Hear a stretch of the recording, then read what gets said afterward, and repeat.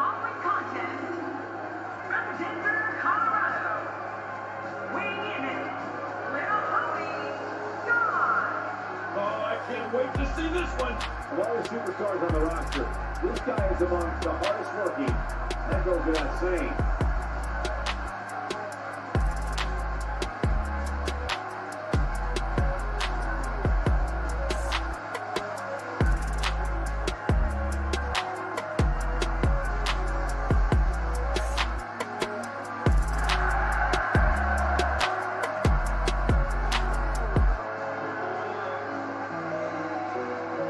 Definitely shout out to Don Chaos. We know you got our back, and we got your back too, man. Denver, Colorado all day, brother. We're definitely going to hook up with you.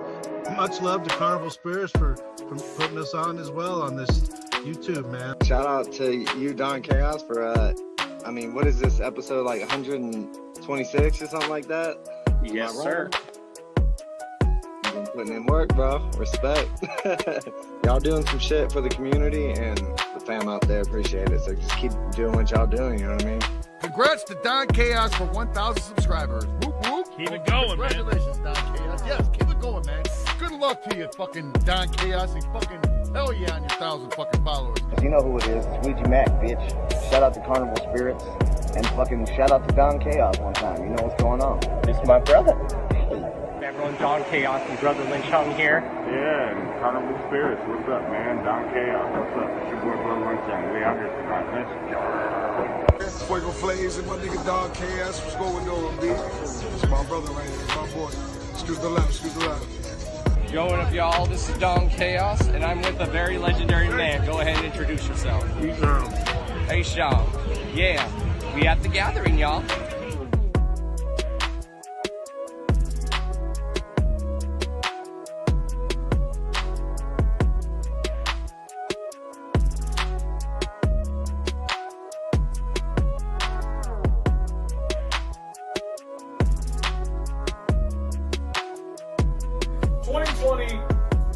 Podcast/radio show of the year.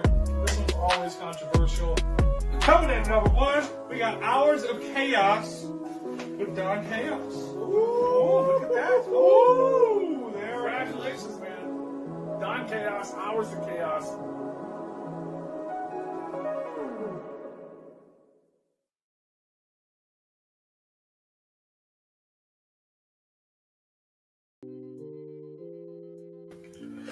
What is up, everyone? How is everyone tonight? Of course, we are back live with the first ever Hours of Chaos podcast in the new year in 2025.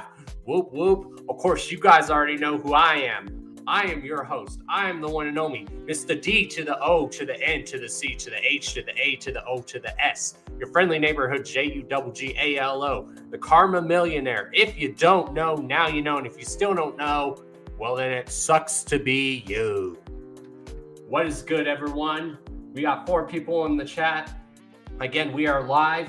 We are live officially back here on YouTube as well as Twitch, which is dope.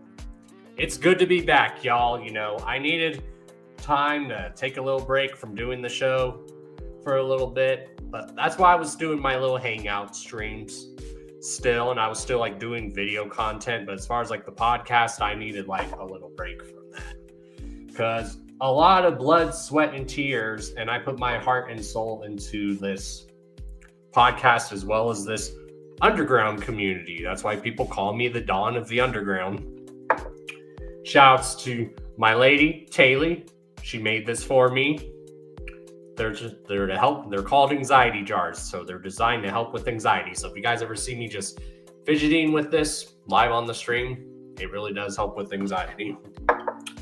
So, of course, tonight we are going to be joined by Reverend Television, also known as 50 Funny Names. He's done comedy. He does music. This man does so much, and we are going to have him on right now because he's waiting in the green room. So please welcome, for the first time on the Hours of Chaos podcast, please welcome the one and only Reverend Television. What's up, man? What up, Don Chaos? All the juggalos out there. How you doing in this beautiful new year? Good. How are you doing? I can't complain, man. It's I'm chilling over in Massachusetts, you know. Not too. It should be a lot more cold than it is, so I'm actually pretty appreciative starting the year off on a rather warm note. Getting excited for Juggalo Day. You know. It's definitely starting to get cold here, and because I've only been living back in Colorado since June, because for 2 years I was living in Florida.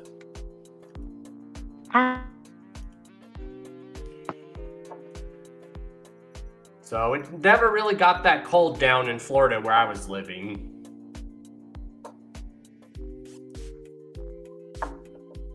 Oops, you froze, man. I'm a northeast guy through and through. It's the only place I've ever lived my whole life. I mean, I've traveled around this great country a little bit here and there, but I don't think I'll ever leave the Northeast. I mean, there's something about the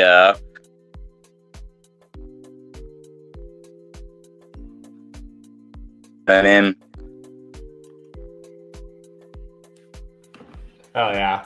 That's kind of like how I was with Colorado. Yeah, I was living out of Colorado for 2 years, but Colorado's home. Now, the only time I'll ever move out of state ever again is if I'm moving to like the next state over, not like all the way across the country like I was. So if I am moving, I'll be moving volume. I would probably move to like Wyoming. That's where I probably would end up going. Yeah, man. Yeah, I'm firmly planted, my man. Unless somebody hands me a check for a lot of money, then I'll go wherever the fuck, honestly. But you know, I'm a New England guy, and I'm excited for all the juggalos to come home to the Palladium and check it out. If you've never been, it's one of the meccas in the juggalo world for sure. Oh yeah, and you basically been putting it down like in the New England underground scene for years. So since a lot of people don't know who you are, this when we usually have someone on the show, just give us a brief history, who you are, and all that good little happy jazz. All right, well, my name is Reverend Television, Derek Barris, if you know me from my filmmaking stuff, but if you're watching this, then you might probably more know me from my juggalo rapping stuff. And I've had many incarnations over the years.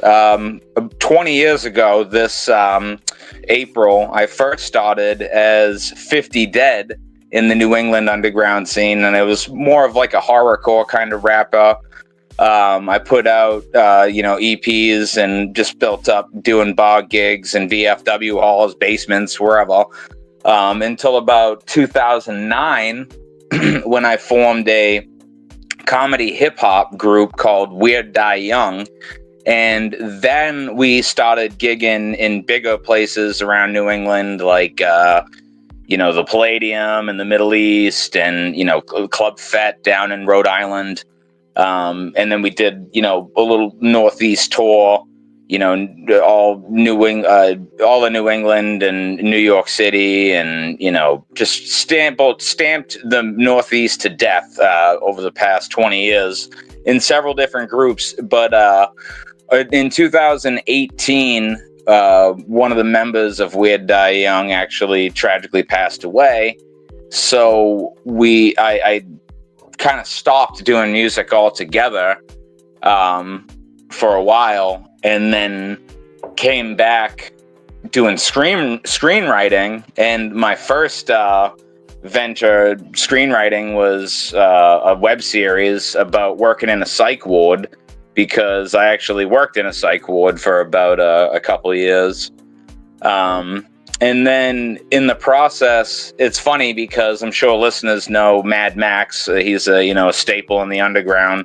He's been a good friend of mine since like 2008, 2009. Whenever he moved up here, we basically started hanging out, and we've always been, we really, bonded over movies. No, I mean, we've rapped, and I'm on his album. I'm on his Kaleidoscope album that just came out. I'm actually on the last track, if anybody has heard that. hasn't heard that Kaleidoscope Mad Max, you should definitely check it out. It's one of his best pieces of work. And if you did listen to it and you're wondering who the hell is the guy on the last track, that's me. And that song, One More Show, is actually, in fact, about, people that we've lost. I mean, it's kind of a catch-all for everybody who has lost somebody, but it's specifically for people in our crew who passed away. And,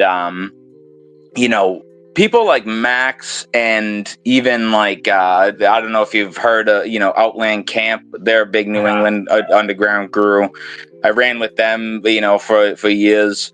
These guys, and also Diastro, he's more of a comedy rapper in Massachusetts, but these guys, they always will keep me like 1 foot in music because of a collaboration, or Max will be like, hey, do you want to hype me on The Gathering, or some kind of irrefutable offer, you know what I mean, where like obviously I'm gonna do that, and then that leads to me making music again. And so basically to go back, because I rant a lot if you can't tell, but being friends with Max, when I came to a standstill with music in 2019, it was actually his camera that I borrowed to start doing my filmmaking stuff. And in that process, being closer to him and then him asking me to hype, it got me the bug in me again. So then I officially came out in 2021 with the Reverend Television Religion EP, which is on Spotify and streaming everywhere. That's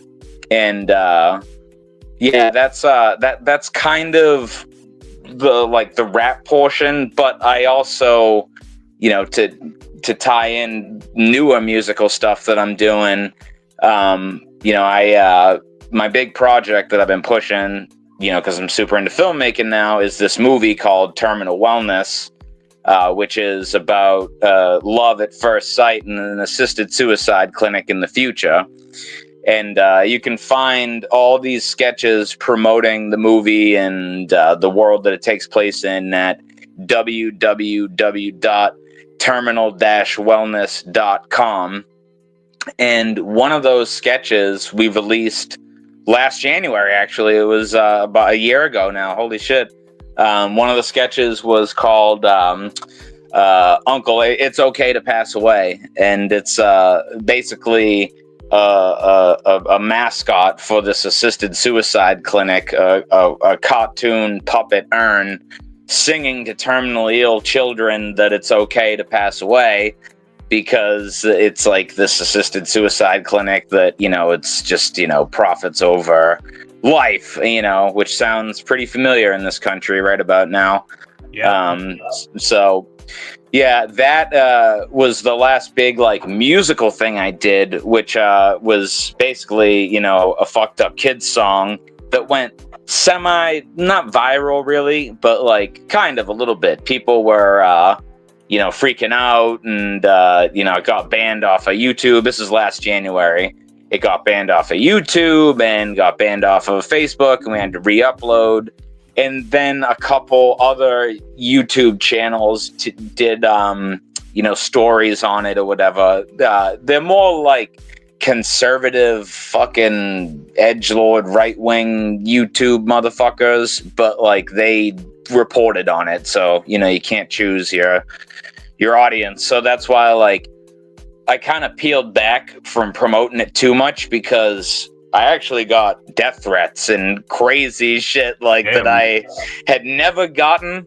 Being a Juggalo rapper, if you can be honest with yourself about it, it's existing in this pretty small world and doing crazy shit.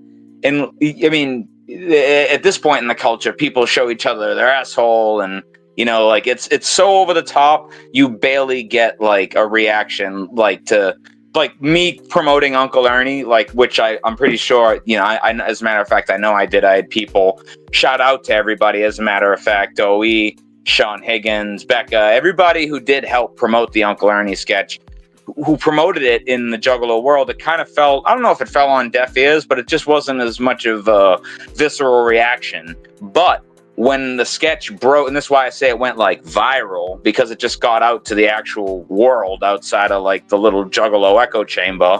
And then there was some serious threats to my life, like, yo, like, what are you talking about? Kids killing themselves. And, you know, they were taking it super serious and reciting scripture at me. And, you know, it was fucking crazy, honestly.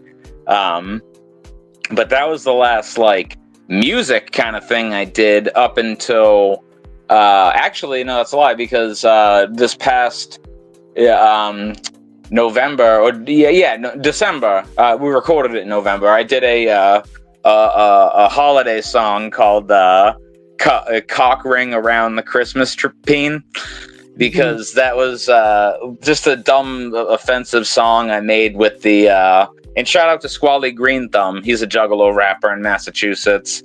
And why I did that ridiculous Christmas song is because he does a compilation called Miracle on Calm Ave every year.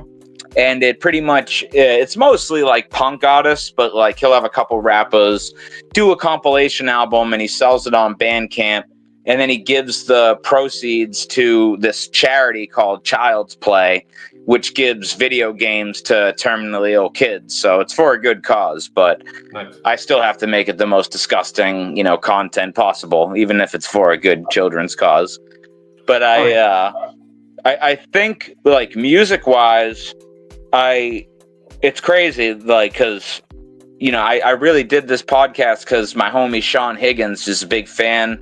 And I'm down with Carnival of Spirits, you know, Beastmaster, all that. And I haven't talked about anything I'm doing in a while, but I talked to Mad Max a lot. Huh? Oh, I talked to Mad Max a lot. We've actually been talking to him about coming on the show too, which is cool. Oh, that's awesome. Yeah, dude. Yeah, he rants and raves even more than me, dude. You should see, we actually have a podcast that like, we really just do for fun whenever we can. And it's called Tales from the Carnival Grounds. And I don't know if you heard of it or heard it or whatever, but it's just us ranting about our years in the culture, you know what I mean? Because I'm not as much of a like active participant, you know what I mean? Like I have insane anxiety and my own mental health shit. Who doesn't if you're a juggalo? But like it really hemmed me up in the past few years, and I never thought I would be one of the, you know, people who, you know, gets so like panic attacks so intense you miss shows, you know what I mean? Like never thought that's like. I have anxiety too, and surprisingly, me doing this podcast actually helps my anxiety, which is good. That's huge, man. Me doing any of the you know, all the screenwriting and whenever I produce stuff, it does that to me too, because it puts me out of my comfort zone, but it's still something I'm comfortable doing. You know what I mean? But then it's how I can meet new people. I feel you, dude. I'm the same way, and I think with rap, I almost took it for granted because I've done it for so long. You know what I mean? Like, but I really try not to, because it's what's given me, you know, all my friendships. You know, got me to travel all across the country. You know, a couple of years ago, I did this mini tour with Max, and I got to play at Carl's Tavern in Indiana, which I'm sure you know of. But the that's like an underground like Mecca out there in the Midwest, and I hadn't even like recorded a song in several years, and then I got to go out there and do a show with Max, and you know, I don't take that lightly. You know, like I can't thank you know, I guess Joe and Joey at the core of it, but every single person I've met, you know, because of this clown cult soda gang fucking world we live in. But it's definitely how I built up all my social connections, because I was an anxiety ridden kid as well, and like this, you know, parking lots, 21 years ago is where I learned how to come out of my shell and be myself and, meet friends. And, I think maintaining that in whatever form, whether it's a podcast in the digital space or, a local show, however it's done, it's important, and it really is up to us kind of now to, carry on these forms of entertainment and spaces because, the clowns ain't getting any younger, my guy, it's just the way it goes. And the whole point of this show that I like to do is I want to promote all the talented people in our community, because a lot of the talented people in our community get overlooked. Like, people will tell me about my show. They're like, Don, your show gets overlooked because you're just down to earth and chill with the artists and stuff when you interview them. Yeah, it can be powering off. It can be competitive, I guess. Not even competitive, I guess. It's just oversaturated might be the right word, because there's a lot of content being pumped out in a small space and so many people, and how that's achieved changes minute to minute. You know what I mean? So it's really, a situation, a circumstance, whether you're the hot topic of the day. But if you keep on putting in the work, then, perpetually over time, people come back to you, and, that's just how it goes, and I can't be grateful enough for people who still come back to me. And, clearly for you doing your thing, when I've seen that because I know Carnival Spirits, but I never watched, I've seen your name thrown around.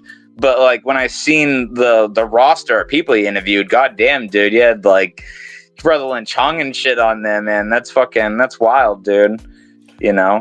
Oh yeah, and I've built those connections too. And people will always tell me, well, that's cool that so and so. That's awesome. I'm like, but I don't think that's awesome. I was like, now Scum, that's cool that I know him, but Scum is legit my homie. That's my brother, Ouija Mac. Yes, I'm a fan of his music, but that is legit my homie and my brother. Yeah, and I feel that same way with Max, man. You know what I mean? Because we're not holding hands online every day of the week, but I held his son when he was born, and I just paid to fucking see Nosferatu the other day. We're very good friends, and I want to go same with the OLC guys, and I think part of it too is, I don't know, some people are just out front with their friendships like that or whatever, but we've been friends for so long, we're fucking like a married couple, the way we bicker at each other and shit. It's ridiculous, honestly, sometimes. What a lot of people don't realize, what people do creative, is therapeutic for them. My girlfriend, she does artwork, but then she also writes music too, and she mainly does music because it's therapy for her, which is good.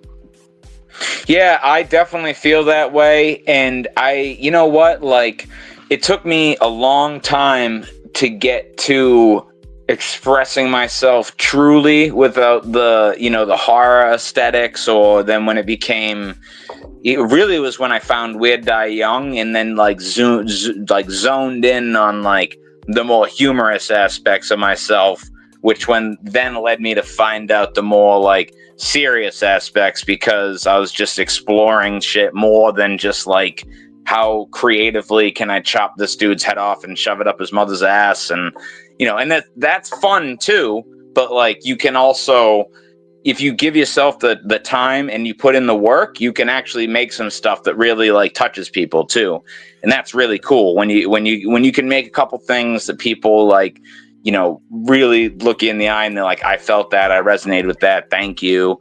And then I kind of, after my friend Frankie passed away, because anybody who's, I imagine it's everybody besides my few friends who tuned in, definitely check out the Weird Die Young stuff on YouTube. There's no central website for it really, but Weird Die Young on Bandcamp, SoundCloud, Spotify, it's really spread across the internet, but the best stuff you'll find is on YouTube. And, doing Weird Die Young, directing music videos, that really put me in the space that I am now, because after I did the first couple music videos, I was planning for a Weird Die Young musical, and that split. There's 3 of us in the group, and a couple of the people were like, "What the fuck, dude?" You know what I mean? It's just because I love the theatrics. You know what I mean? That's in our stage show was, we had multiple characters and costumes, and that's just how it was. And when Frankie passed away, Frankie was one of the members of the group. He was 6'4", and he's 300 pounds, and he would wear a thong, like a Superman thong, and a doll. I actually got his mask right here, and he would wear this Dollar Tree Frankenstein mask, and he would hump people in the crowd and shit, and he was so big, it was crazy. But then behind the scenes, he was actually our manager too, and he connected us with, I don't know, do you know who Army of the Pharaohs is? You know that group? Oh, yeah. All right, hell yeah, yeah, all right. So he connected us along with Sam the Sleazebag. I don't know if you know who that is, but these guys, he basically, my homie Frankie connected me with Block McCloud. Block McCloud's in Army of the Pharaohs, and we all started working really intensely towards a national tour with Block McCloud and OLC. And this is 10 years ago, actually. No, 9 years ago, 2015. And then, in the middle of booking that tour, Frankie gets in a massive car accident. He had to learn how to walk again. He had his hip replaced, his knee replaced. He had a fucking 5-inch divot in his skull. It was crazy. But he came back. But when he did come back, it was way less of a manager. He wasn't a manager anymore. He was just back to being a stage character, because he went from being a fan of the group to in the group, you know what I mean, to managing the group. And then, he had that accident, and then he had to go back to just kind of being a character. But honestly, he only lived about 2 more years after that, because he was in such severe pain all the time. He ended up taking his life 5 years ago this January. Well, yeah, in a couple weeks. And having a group that Weird Die Young, if you guys do look up our stuff, it was really centered around over the top songs about jerking off at work and rim jobs and mummies. We often, not often, but a couple times people have compared us to Clockwork E, right? It was that kind of thing, Shout out to those guys. They're phenomenal. But trying to do that level of comedy when everything is just super dark, it's just hard. And then we continued to do live shows up until, it was actually, we played, the last Weird Die Young show we played was 2019 at ICP's last Palladium performance. We opened up. It was us, Tierra, Diaz, and Mad Max, and that was the last time we performed. And then I really went deep into screenwriting, because I had a lot to say and I had a lot on my mind, and I couldn't do it in music anymore. It was just too much to express in a song, and especially in the niche that I had carved out for myself to express myself. You know what I mean? I needed something, bigger, and that's when I came up with the Code Green web series with not me solely. It's actually me and my writing partner Sarah Martin, because I've been really lucky to have been friends with, a few different comedians over the years. Because when I was throwing shows back in the day, I was a big fan of the multi-genre show, man. Have a reggae group, some comedians, a fucking metal act. It's still done, but it was, I really prided myself on that. So I made friends with comedians back in the day. And one of them is Sarah Martin, good friend of mine now for, 16, 17 years. And it was interesting because, I was peeling back out of music. I was working in a psych ward, and I got this idea of making a workplace dark comedy of what it's like to work in a psych ward. while you're mentally ill, because I also have bipolar disorder. So that is a interesting position to be in, you know, taking care of people when you're sometimes sicker than them, you know. And I had this idea, but like I was so new to, you know, sketches. Like I felt comfortable enough to attempt it because, you know, Weird Die Young as a group, we put out like 8 music videos and a movie, which we debuted at Gloucester Cinemas 11 years ago on Valentine's Day, actually. Club Ugly, the movie. And in that movie, we had a few sketches. So I had directed enough stuff where I felt like comfortable to, you know, really try it. But I was not cocky enough to think it would be that funny by myself. So I hit up my friend Sarah, because she also worked in a psych ward herself. And I remember her telling me that, you know what I mean? So out of the blue, I hadn't talked to her in about, you know, 3-4 years, something like that. And I hit her up and I say, hey, you know, I'm kind of peeling back from rapping, but I'm trying to get into the screenwriting thing. I have this idea for working at a psych ward, you know, a workplace comedy in a psych ward. And she says, get the fuck out of here. I've been writing a comedy about working in a psych ward. And so we just basically got together, and then we combined our 2, you know, show ideas into one. And she cast a comedian friend of hers, Frank Santarelli, who is the Georgie from The Sopranos. He's the bartender. Awesome. Yep. And so then we filmed Code Green, and that was in 2019 is when we, so the same year that there was the last Weird Die Young show was the first episode of Code Green. And I've really been going hard with the screenwriting stuff since. Honestly, man, that's like pretty much what I preoccupy 100% of my time. If I'm not working at the dispensary, I'm clacking away on this fucking typewriter writing screenplays.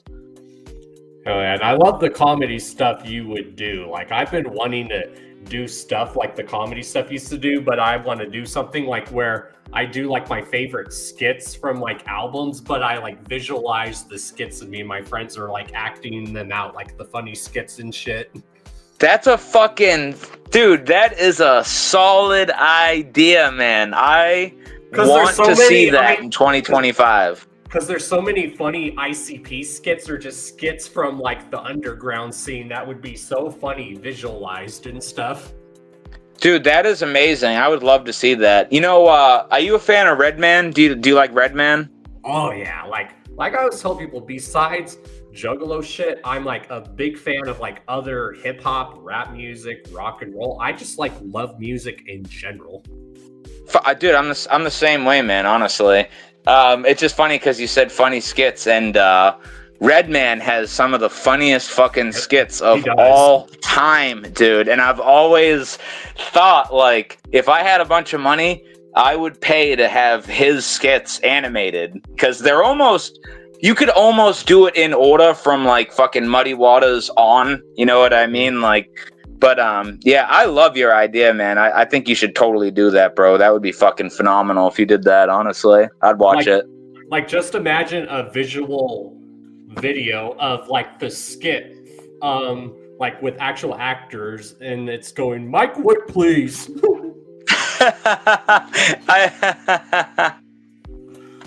I want to know what that motherfucker looks like. Oh man, this is so. It's Sarah. And that's one thing I always tell people why I've always especially enjoyed ICP's music, because not only was their music entertaining and funny and dark and serious, but some of their skits were funny as hell. Oh, dude, they were really funny. And honestly, we talked about it on me and Max's podcast. And do you know who Creeper is? Shout out to Creeper. You know Creeper? I do. Yeah, he really pointed it out that they have the skits have been kind of absent in the past, like since like Bang Pow Boom. Like that was and you would be the one to test, like, what is the, like, because the last one that like was like a full thought out funny skit Bang Pow Boom, Shaggy getting pulled over, eat a bowl of poop, bitch. You know, I want to do a video of that. That would be funny. That would be amazing, dude. Yeah, I hope on. Well, they probably ain't gonna do it on the next one. The next one looks like it's gonna be super dark, but I hope we get some ill ICP skits, you know, on whatever new releases come out, because I miss them. I really do. Yeah, or like one of my other favorite skits is like from DJ Clay's like World Upside Down. It's DJ Clay arguing with his Siri device. How funny would that be as a video? You could probably tap him too, or you dressing up as DJ Clay might even be funnier, actually. Right. But yeah, I love Redman. Like one of my favorite acts that comes out of like the New England area. I'm sure you've heard of him, Czarface. I love that shit. Oh fuck yeah! I just seen Czarface with my brother in Brooklyn with Ill Bill, bro. It was one of the craziest. And then Diabolic shows up and does 15 minutes. It was fucking dope, bro. Like I always tell people, there's something about like hip hop and comics and stuff. It just mashes well together. Oh, it's perfect. You know, I think it's because it's like larger than life narratives, and it's always like empowerment is pretty much the message of most comics and most hip hop. You know, and like colorful personalities. It's always gone hand in hand, man. Also, punk rock. I feel like punk rock, hip hop, comic books, all kind of. There's like a synergy there. Well, and a lot of people don't realize punk rock is basically like hip hop. Punk rock is also known as street rock. It's for street people. Oh fuck yeah, yo! Anybody, a lot of people, if they do the history, they'll see that, you know, in the 70s, it was the only white people that were listening to hip hop were the punk kids. You know what I mean? Like that's pretty much where, you know, the cultural crossover began. You know, Beastie Boys being a punk group and then deciding to do rap because it was more, you know, equitable for them. You know. And that's also one of my favorite groups. I love the fucking Beastie Boys. And like when We'd Die Young, when it was three of us, but like it was basically we had a producer who he would never perform with us. It was just me and my homie Dr. Dank, aka OD, and we would do that b-boy style though, you know, dropping each other's lines, joining in on the third, you know, like that is it's not gone. It's just it's not as apparent nowadays. So when you see it, it stands out even more, you know. Yeah, I've been saying for years that I would love to see Czarface at the Gathering. I think that would be dope. Oh, fucking yeah, right, dude. I think if they got enough money, I don't think Esoteric is above playing it at all, because he's very aware of like the juggalo element that supports him. He just doesn't he's just an honest dude, and back in the day, like I can tell you this from personal experience, my man. Like they did not let me into the Middle East for fucking years, and I tried for years. There was one guy, his name was fucking Slain. You know what I mean? It was a very tight-knit circle, and it had to be all about the fundamentals of hip-hop. You got to be original. Don't be corny. And ICP, bro, back in the day, like, oh, yeah. I'm not one of these, because I am getting old. I'm 36, and I'm glad that the kids don't have to experience the animosity that the world juggalos get shit from the world or whatever, but it's way more like ingrained than it was back then, and it was like they're getting more respect. Basically, the clowns are getting more respect now, which is cool. Like I remember when they were they were on Hot 97, and they like made the interviewer like shut his mouth. They were like asking them, they're like, "Well, are we hip hop? Are we considered old hip hop to you?" And he's like, "Well, it's like, yeah." And I being around.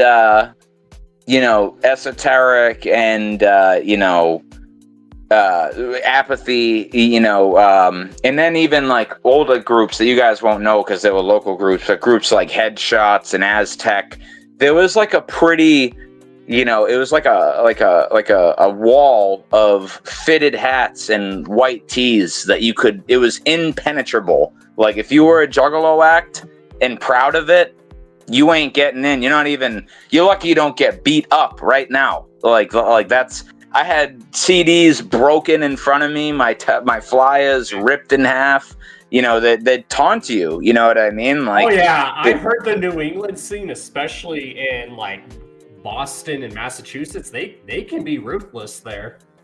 Yeah, dude, I remember where the kid who bit the CD in half was at a Juggalo show. That was a fellow Juggalo. I was like, it was at the living room in Rhode Island, and I was a brand new Juggalo rapper. And back then, there was and I'm sure you remember, there was so many people passing out fucking CDs like that, like a man would take one and bite it in half. You know what I mean? Yep. Like you really had to, wedge your way in, and in that corner of to keep it to esoteric, he played at the Middle East, right? Because I know you know the Palladium, but like the big hip hop venue in Boston is the Middle East in Cambridge, and that's where they would play. And Necro would play there, right? And that was like the Juggalo adjacent act that we were gunning for to open up for, because it was like in the temple of hip hop, Necro was accepted in 2005 and 2006. You know what I mean? Like ICP, you're still outside. You know what I mean? Like you're not welcome yet. But like, and so trying to get in there, and we tried over and over again, and they would just not let us open up. Because they saw we were a horrorcore act. I would wear an ICP shirt on stage or whatever, like I just didn't shy from it. I didn't scream Juggalo and paint my face or anything like that, but I am, it's so funny because I'm a Juggalo rapper. Max really nailed that down with the Juggalo rapper song, and we talked about it a lot at length, like it's something that I shied away from for so long because of the culture that I was in Boston, in a very serious hip hop scene. And this happens, like I see, it's more of a Northeast Juggalo rapper thing where you'll be like, I'm not a fucking Juggalo rapper. I'm a Juggalo who raps. You know what I mean? Like you make this hardcore distinction, but if you do it long enough, and I'm just putting this out there, anybody watching who's struggling with this right now, if you're promoting to a Juggalo audience, if you're on the Hours of Chaos podcast, if all your engagement is Juggalos, then you might have to consider that you could possibly be a Juggalo rapper, and that's not a bad thing. It's just a thing. But I think that, this is 20 years now I've been doing this. I was like kind of one of those guys. So I didn't realize I was one of those guys. I was like, no, I'm not one of them. You know what I mean? Like, even though I'm wearing an ICP shirt, you know what I mean? Rapping, like, not that I wasn't a Juggalo. It's just that, like, they would put you in this box, like, no, you're a shithead Juggalo. You know what I mean? You'd be like, no, fuck you. You don't understand Juggalos. I'm a Juggalo who raps. I'm not a Juggalo. It's just this circle that you'll drive yourself crazy doing. And then if you just wear it on your chest loud and proud, it's a way easier way to deal with it, honestly. Oh yeah, and I've like interviewed so many different types of people on here. Like I've interviewed metal bands, like I've interviewed so many type of people, and that's one thing I like about the guests that I have on my show, especially my guests that make music. A lot of my guests are very diverse, and that's one thing I love about artists is when they can do diverse music. That's one of the many reasons why I still love Tech Nine, because he is diverse. He's not just a rapper, he is an artist. And that's why going on year 20, because I'm not to bring it back to screenplays, but like that's really what I'm doing. I got a couple decent opportunities coming my way with screenplays and screenwriting this year. So I'm really focusing on that. But I feel like obligated almost to do something because it's 20 years since I started handing out CDs and, just being an artist. But there's been this call pulling me on the inside to do something more like a band, or you know what I mean, like something more than I have not done before, because I'm not satisfied just rapping alone on a stage anymore. Like I want, and the past 2 musical releases I've done, they've been just straight comedy songs, but it was me on a keyboard coming up with the melody, and then I go to my friend's house who's an actual musician, and then he programs all the instruments. And I love all my producer friends, and they're talented musicians as well. But even they're getting into more like scoring stuff and, soundscapes and things beyond just, 16 bars and fucking 8 bars. You know what I mean? Like, so I feel you when you say that, like, you do explore different territories. And maybe that's why over the years I've gone from strict horrorcore artist, comedy rapper. Now, if you listen to Television Religion, it's kind of a little blend of both. Like there's some funny stuff, there's some horror stuff, I think if you're always exploring, you're going to end up doing different stuff. And sometimes, and that's why I've loved the Clowns for so long, man. You know what I mean? Like people can say this, that, and the other about them, but to say that they're putting out the same record over and over again would be a mistake, because they're always like experimenting with different sounds. And does it always stick? Absolutely not. But like, does it resonate on like a personal level? Almost every time, so there's something there, and that's what's always inspired me, and I'm sure other people who listen, and have been on the show feel the same way.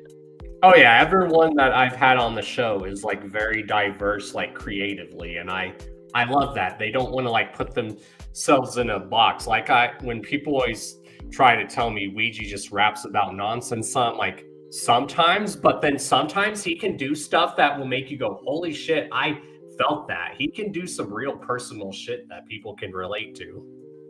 Yeah, he's good. I really like, and I know you're a big Dobby fan too. I'm a fan of Dobby, man. Oh yeah, I feel like Darby is basically our version. I say he is our Juggalo Jonathan Davis. That's very apt, dude. I feel that. Because when you hear his music, and he will attest to this, like, especially if you listen to that new Garden album by him, that is basically, I was like, that album is like if Korn and the Amazing Jekyll Brothers had a baby, and I love it.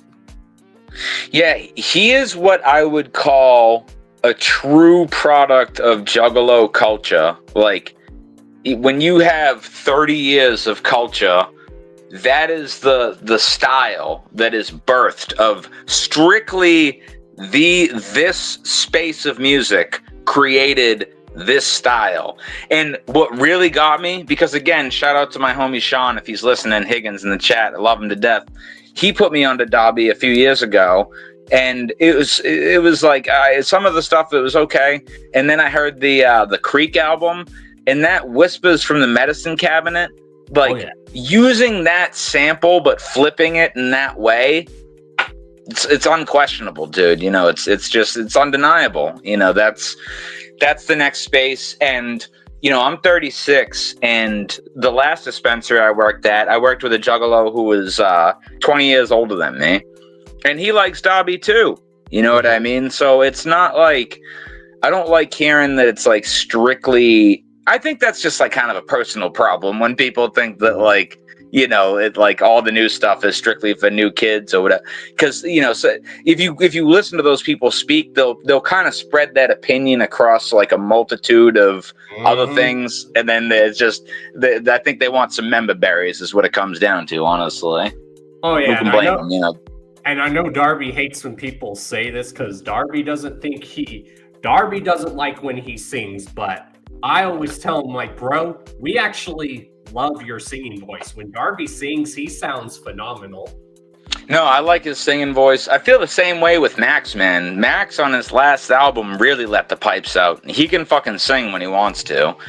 And like, a few people have said this about Max. Like, there's just one missing link that like makes him the next like Jelly Roll or whatever. You know what I mean? Because he has enough like resonating messages, and he is that dude. I've watched him bring performances from literally being on the brink, in the abyss, not even on the brink. He's gone. He's in the abyss. And then all of a sudden he pops out, manifests on the stage and destroys it. You know what I mean? Like, that's another, mark of a true artist. And, that's happening more often than not with people. If there's any casual fans of the show, who are not artists, like usually, I mean, I'm not going to say every time, but a lot of the time, we're coming from these, tormented places and, putting it like hanging on by a thread. It's like tap dancing on a thread of wire above a sea of razor blades. And you got to do it with a smile on, I honestly, in the past few years, I've, because I tried not to get as fucked up, I've been more frigid on stage, which is why I think it's the universe telling me to go back to the drawing board and do something with like a band. That's what everything's telling me, like, because my friend Kevin, shout out to Kevin McDonough, 20 Questions. He's the guy who made the Uncle Ernie song with me. He made the Cock Ring Around the Christmas Peen. And he also scored my first short film, because I directed a short film 3 years ago now. It's called A Difficult Conversation, and it's on YouTube. And this is a straight up drama. It's like a family drama about a guy coming out to his father, but his father has Alzheimer's, so he has to keep doing it again and again and again. And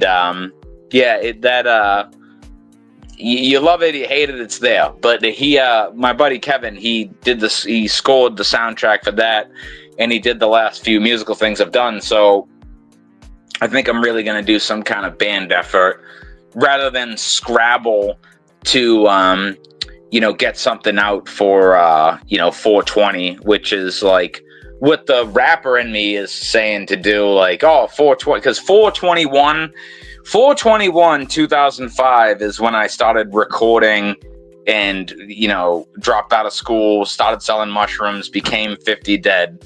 That was 20 years ago. But just because it was 20 years ago doesn't mean I have to force out a song, because I do things because they feel right, not just because of, ritual or,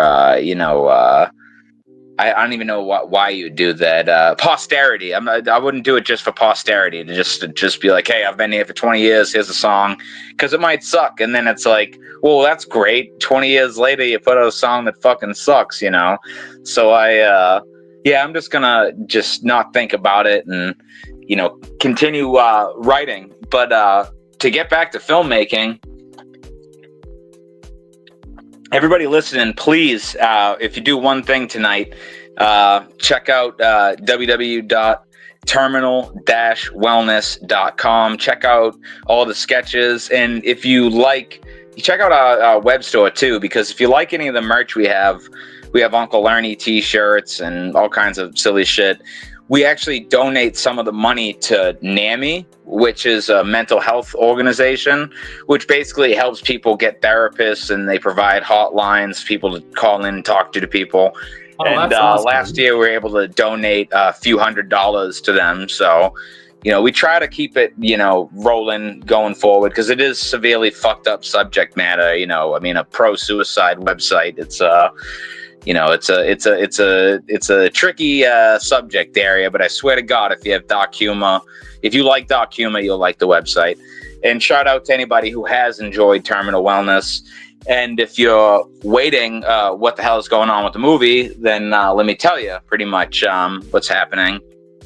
We got some traction off the sketch Uncle Ernie last year, and the DP of the movie Terminal Wellness basically had a connection to a studio, and we pitched them Terminal Wellness, and they said thanks, but no thanks. do you have a horror movie? And as a matter of fact, I did. And me and this director, Stephen Schloss, we have co-written a like grindhouse style horror movie. And I don't know if it's going to be made or not, but it's written, and it might be made this year. Who knows? But writing that horror movie got me into writing more and more horror. And a couple weeks ago, I hit up my friend Sartorios from Political Animals. Shout out to Sartorios. Political Animals doesn't even exist anymore, but they were a Northeast rap group, and the frontman Sartorios, he still puts out stuff as Soto-lish, but yeah, he's a director as well in Connecticut, and he's been putting out these horror shorts. So I basically wrote a few different horror shorts, and me and Sartorios this year will be putting out a small web series with a few different horror shorts, and then we'll be making a separate horror short that will be entering in festivals all across the country, because I've been a lifelong lover of horror movies. That probably is what naturally got most of us into ICP, having that love of the macabre. And it's really come full circle having me, be tapped to write a horror movie. And, I'm very excited for 2025, because I don't know what music is going to be bringing, but I can tell you visually, it's going to be a lot of fucking blood, and it's going to be fucking some shit I think Juggalos will definitely enjoy. And it'll be available on the web series will be on YouTube. And I'm not sure exactly where yet, how we're going to be. We got to film it first, but that's coming out this year. And then another, like a little longer short will be hitting festivals this October, if not sooner, if we can get it done sooner. But yeah, that's pretty much what's going on with me, man. I can't thank you enough for having me on, man, to rant and rave about all the things I've been doing. Oh yeah, and I like people that are creative. Like, I always make sure people get that reality check. I'm like, yes, whatever these creative people do, it may be therapy for us, but when it comes to music, it might be therapy for us, but it's also therapeutic for the person writing the song. Yeah, it definitely is. There's a song I put out, I can tell you, man. It's called "Phone Screen." I don't know if you listened to the album, but like it's on Television Religion, and it's the track's called "Phone Screen," and it's all about just being super depressed and alone, and it's just you and your broken phone screen, and you're staring at that cracked reflection. And I wrote that when I was out of work. I just had this hand surgery, so I couldn't do anything, and my fucking phone was cracked, and I was just sitting there staring at my fucking cracked reflection, feeling like I don't even know me. Cracked reflection staring at a broken phone screen. You know what I mean? Like, that's and I was severely depressed, but doing that one song, I went to Max's house, and then he like walked me through the song that day, because I was on a bunch of pills and shit, and he was like, yeah, I think you're coming off a little flat. And that's another reason why I love working with other artists, like, because sometimes you're not bringing it. Like, you have the idea in your head, but like it's just not happening in the studio. And I guess a real good producer or a friend, and I think maybe Max would be underrated in how he's produced some people sometimes over the years, just with a suggestion here and there. And I've done it with other people too. That's just like, if you give a shit about what's going on in front of you, then sometimes you hear something 8 times in a row and you're like, all right, well, actually, hold up. Maybe you could, cut this off or pick it up here, and, some people, it's, people are creating for different reasons. You know what I mean? If you just need to get it out, then who cares what anybody has to say? Just vomit it out and get on with it, But if you're looking for something that's going to have a little staying power and like resonate with people, you need to be open to suggestion a little bit, you know, sometimes. And that's a good tip for anybody out there who, because like virtuosos exist, they do, in like, you know, but not everybody is Prince or Low Key or, you know, all these different artists who, like, sometimes people get that like notion that that's you, but like, no, that's an exception, you know what I mean, to the rule. Mm-hmm. Usually it's a very collaborative effort. And if you can do it, like those people, like I'm gonna like Isham in the underground, I would say the number one is Isham, obviously. Yes. You know, as far as DIY, he does the, you know, he can do it all from the beats to everything besides, I don't know if he designs the fucking album cover, but he literally is like the architect. Violent J ain't doing that. You know what I mean? He's in a producer, he's in a room, everybody's doing input, you know what I mean? And that's how you get two different products. That's why Isham's kind of niche in that way, because a lot of people don't vibe with it because they're not listening for what it is. And that's like true expression, like unfiltered, unregulated, here it is. And you only get like one Isham a lifetime. You know what I mean? Like, I would also, though, like, I'm going to give Low Key his flowers. Low Key could be in that space too, though. It definitely is someone who is, but I you know, and props to Low Key, Mission Infect, all them. But not everybody is a one-man army like that, you know, and it's a mistake to think you are if you're not, you know, because you can put yourself back miles, you know, not opening yourself up to suggestion and collaboration. And, you know, anybody who's on the fence or in that like space, I would suggest reading that Rick Rubin book that just came out recently. My brother got it for me for last Christmas or whatever, and it helped out immensely with in the film space, because I'm so new and collaborating with new people in a new way, and you know it is a little daunting, you know, but you know, I think being open to the process and hearing other people's input will get you way more where you're trying to go. You know, if you are, you know, a creative and, you know, lucky enough to be working with other people. Exactly. Like when my girlfriend writes music, she just writes music just to like help herself. And I told her that's what's good. And she didn't think that many people would enjoy her music, but a lot of people always tell her they enjoy her music. And whenever she does perform, everyone says they love her stage presence. And she's like, well, I just do music just to help me. And everyone's like, well, that's good.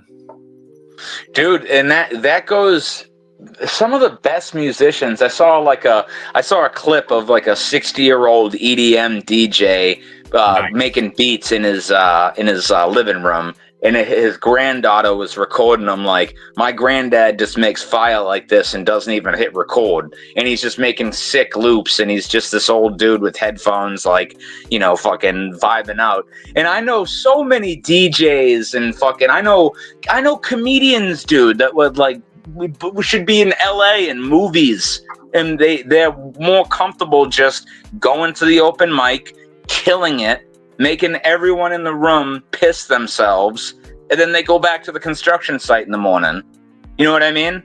Like, mm-hmm. and then there's the same, in the same room, there's somebody killing themselves trying to get to where that guy's at. And for him, it's just a drop in the hat that he fucking does after work. You know, like, so it's, you'll go crazy trying to qualify it, like, but like some of the best people, some of the best cooks, dude. Think about the best cooks. Think of how many grandmothers that you go, oh, Nana, you need to fucking sell the sauce because it's, you know what I mean? But she doesn't make the sauce to sell it. She makes it because she loves it and she loves you, you know, and that goes with any creative thing ever, honestly, you know, that goes with everything in life, you know. Mm-hmm. Agreed. And she's awesome. She doesn't just do music, she does arts and crafts stuff like this too.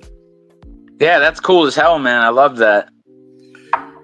Yeah, those things, those tools can be major. The you know, fidget spinners. You know what I used for a while was Aaron's thinking putty. You know what that is? Yeah.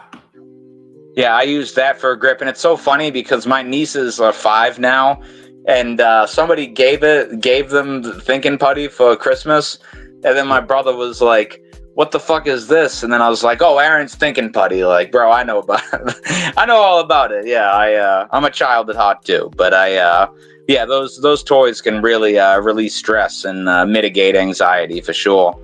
You know, another way I learned that helps anxiety. They say if you watch a lot of stuff that you grew up watching, or if you watch the same thing over and over, that's actually a form of comfort, which I do that a lot. Like I'll watch something I grew up on, or it could be a movie or TV show. I may have seen it a dozen times, but I'll still watch it. Oh, dude, I have several comfort shows. Yeah, comfort shows, major.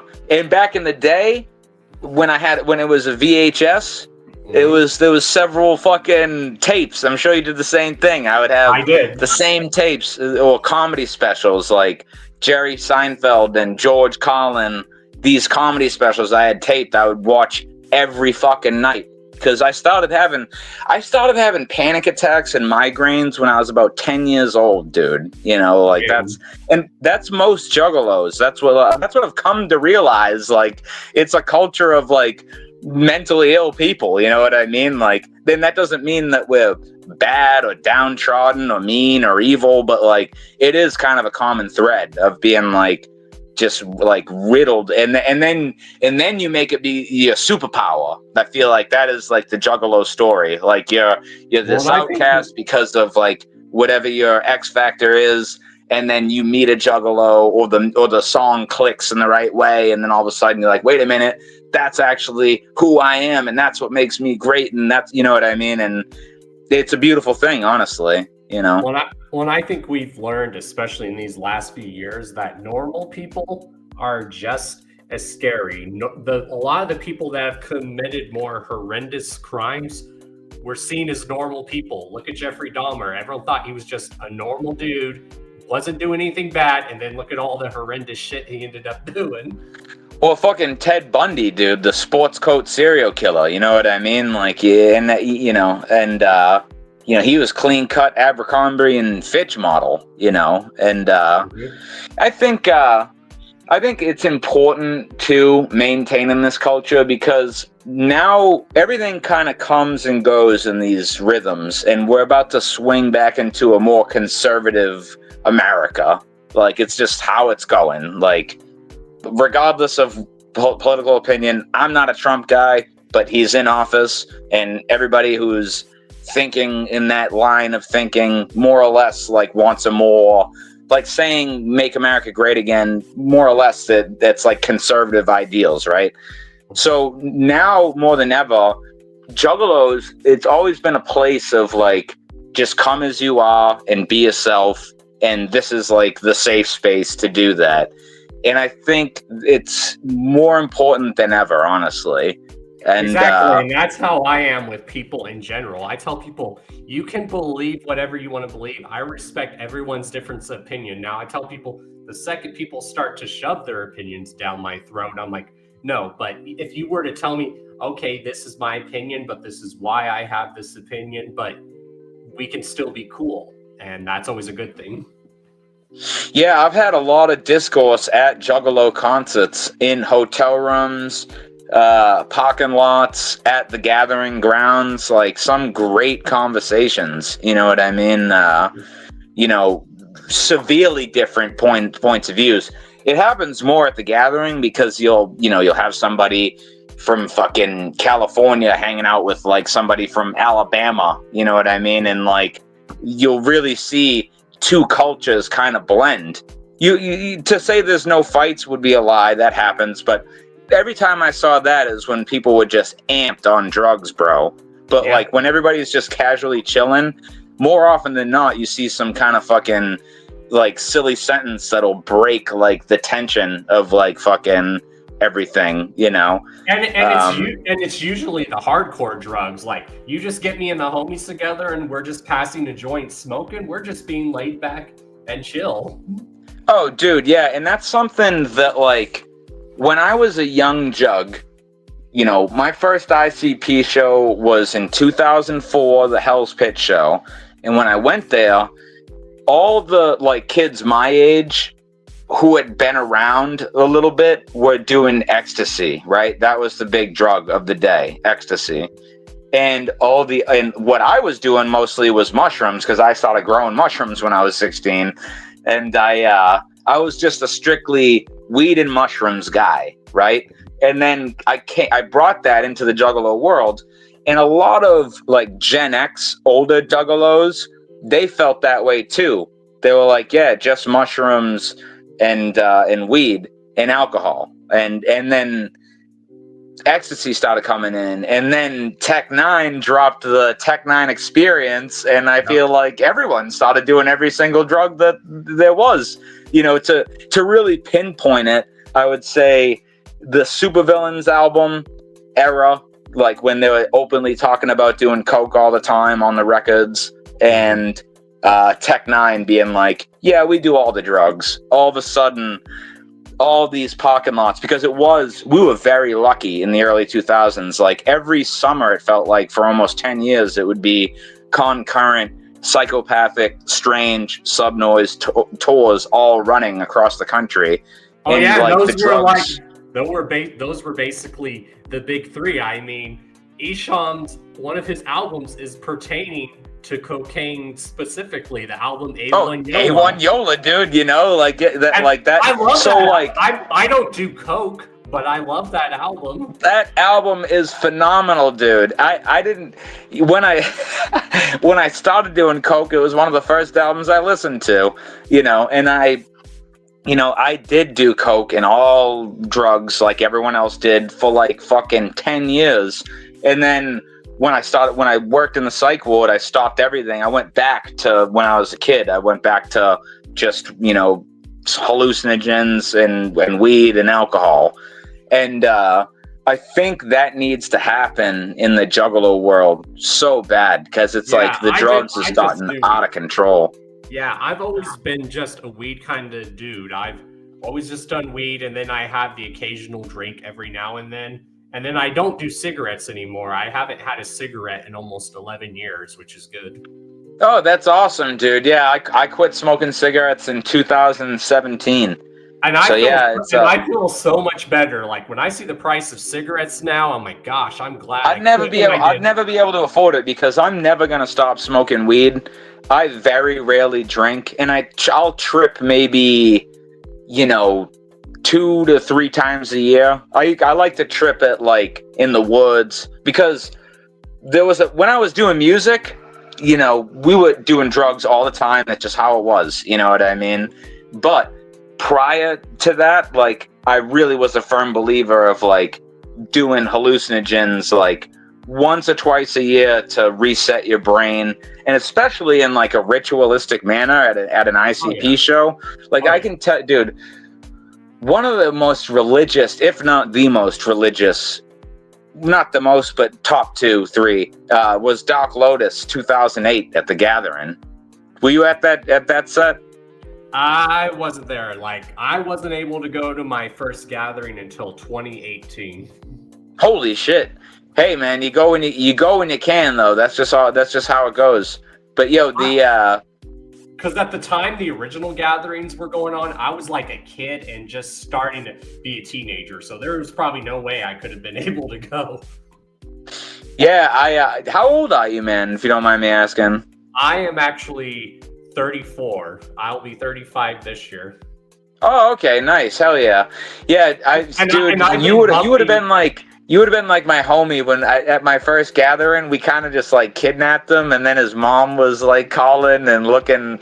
She was threatening to call the fucking state police and shit. It was crazy. That was at the Mud Gathering. And I've been in the ICP since I was like 8 years old, since like 98. So since I was a kid, basically. That's when I started listening too, dude. 1998. That was the same year when they were on wrestling, bro. It was a fucking rap. Because everybody and their mother had Great Milenko, and so like I had a dubbed cassette of Great Milenko, which was like the greatest thing I had ever heard in my life. And then about 3 weeks later, they're on Monday Night Raw, and I was like, yeah, this is my thing forever until the end of time. And I think a lot of people our age got into it like 98 specifically, You know? Yeah, and like I told people, like when it comes to weed, I just do it for medical purposes. It helps with my degenerative disc disease, like my back, and then it helps with my anxiety, and then it helps me nights when I can't sleep sometimes. Yeah, I actually work in a medical dispensary. I've been in the medical cannabis world for 8 years this July, and it's my biggest passion next to like juggalos and all my various artist pursuits. Big believer in cannabis. Got arrested for it in several states back in the day. Have voted for it, rallied for it, and now you're in the landmark state, and then I'm in probably one of the second or third, being in Massachusetts. And yeah, man, it's kind of insane how much cannabis has saved the country, and that's not just because I'm a pothead and it's my day job. It's just the truth, because there's so many jobs that are gone now, and the way they model these dispensaries now, it's for a lower wage, but they pop up and they hire fast, and then they grow other businesses around them. And then the dispensaries and grows themselves, they need HVAC guys. And it's just like this ripple effect of the economy that has generated billions of dollars. And it's fucking... I don't know what the country would look like without weed being legalized in the way that it has. Honestly, it saved my brother from drinking his fucking head off. You know what I mean? He cut his alcohol intake in half. Every single day at work, I see at least 2 to 3 veterans who tell me about how it's changed their life and gotten them off all these pills. And, it's not, I'm not going to lie and say it's for everyone, because there could be some listeners saying, yo, fuck you, I hate weed. And that's okay too. That's absolutely fine. It's not. It's like alcohol. It affects people differently. Like my dad even told me he won't do it because the last time he did weed, it made him paranoid. But I had to explain to him that there's different strands now. I'm like, there are strands now that will just make you relax. I'm like, the strand you were probably smoking at the time is the side effects made you paranoid. Yeah, and there's other like lesser known cannabinoids like CBG and shit like that. Like they literally have like done tests that show it's like almost as good as an SSRI for anti-anxiety, and it doesn't make your heart race. But it takes a lot, because there was this thing called the motherfucking drug war, and they used to have propaganda up your ass 24/7 down your throat. Fucking weed is. I remember. Yeah, I don't know, because you're only like a year younger than me, but like, I don't know if you remember. We came from the generation where they would try to tell us, oh, weed is a gateway drug. It was never a gateway drug for me. Dude, the gateway drug is alcohol, motherfucker. No one wants to admit that, but that is, every time I found a new drug, I was shit-faced. And anytime I was reconsidering a bad decision, I was high. So, do the math on that one. But you'll see a liquor store on every fucking corner, completely like, not that liquor stores should be like dispensaries. It's just funny how they treat weed like it's like radium, and then they alcohol is just free flowing everywhere in every direction. Well, and you hear the stories, especially from my grandparents, like they grew up during the Prohibition era where alcohol was illegal and people were making their own alcohol. Like my grandpa, some people in his family were actually moonshine runners, bootleg. What? They were bootleg moonshine runners. They would make their own bootlegged like moonshine and like wine and shit. That's so dope, bro. I love that. Yeah, this is the end of the weed prohibition era, and I'm glad that we're alive to see it, my man. Yeah, just like I'm glad that now people are starting to realize like even mushrooms are being seen as like used for medical purposes, actually. Yeah, man, your state is doing the program starting this year. It actually failed in mass. It failed, but I think it's because the way that we've run our weed program has been insane and super corrupt. So Massachusetts is pretty cognizant of that, and they'll like the voters went in like, we're not going to treat the fucking psilocybin the way that we treated cannabis here, which is like just profit over patients. And yeah, they treat it like alcohol here, like with weed, but you can like have it in public, but you can like have like only be carrying a certain amount, which is fine. that's basically the law here too. But they, I think what really happened, bro, is that so many people started slinging their own mushroom products and extracts and shit that they're like gonna do the same thing that they did with weed in this state. They're gonna make it decriminalized. But I'm glad. What'd you say? But I'm glad weed, you can get it in the stores now, because with the way it's been the last few years, I've refused to buy weed off the street, especially with the shit people put in there sometimes and don't tell you. Yeah, dude, I saw something where people were spraying the bag with fake terps, and I was like, what the fuck, man? Like, I had a friend who passed away a few years at the gathering. He just wanted weed, so he thought he was just smoking weed, and then someone laced his shit with fentanyl and didn't tell him, which is fucked up. So he died from smoking weed? Yeah, because someone laced his weed with fentanyl, but luckily that they found that person at the gathering and they proceeded to beat the shit out of this dude, and then the cops came and arrested him, which was awesome. I'm like, that is Juggalo justice. I love Juggalo justice, and I'm sorry about your friend, man. That is absolutely fucked up, and people, you know, they don't hear these stories often enough to understand the need for a mass legalization across the board. Not to say that I'm not for like small like micro license growers, but like at a certain point it's gotta stop. It's right. I mean the fentanyl crisis. I mean that's a whole other fucking issue, but like. Oh yeah. If you take the drug, off the street and put it in a store, then it makes it markedly safer for everybody, and a kid doesn't have to die from smoking a blunt. For Christ's sake, that's tragedy right there. Right, and you just read about, and you hear about the shit that fentanyl does to people. Even if they take a little bit, just a tiny bit of fentanyl is deadly for you. I'm like, damn. Yeah, man, it's terrible.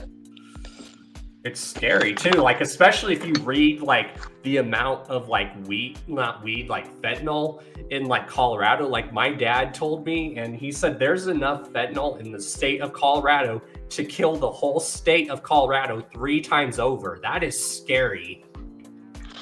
Yeah, it's terrifying shit, man. Yep. And the only thing you can do is just be proactive and not put drugs up your nose, which is. I can understand be hard for a period of time, but it should be a goal that you're, reaching towards if you happen to be in the depths right now. And that's why I give shout outs to Juggalos and Recovery, because they're usually at the gathering, and now they have drug testing kits at the gathering, which is dope. That's fucking awesome. Yeah, I have seen that tent there before. Shout out to Juggalos and Recovery. Even Juggalos for Jesus. Why not, dude? They're all right. But I'm going to go to the bathroom right quick, so I'll be right back. All right, cool. All right.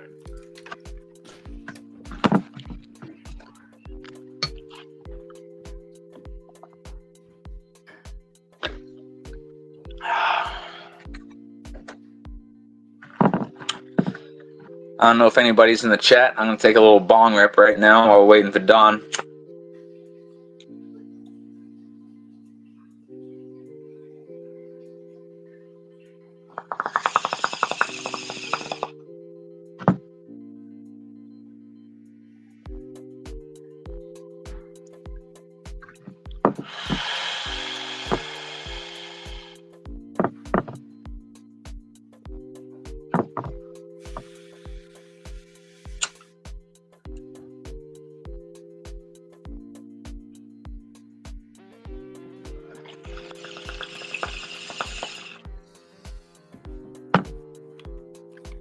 Alrighty, I'm back.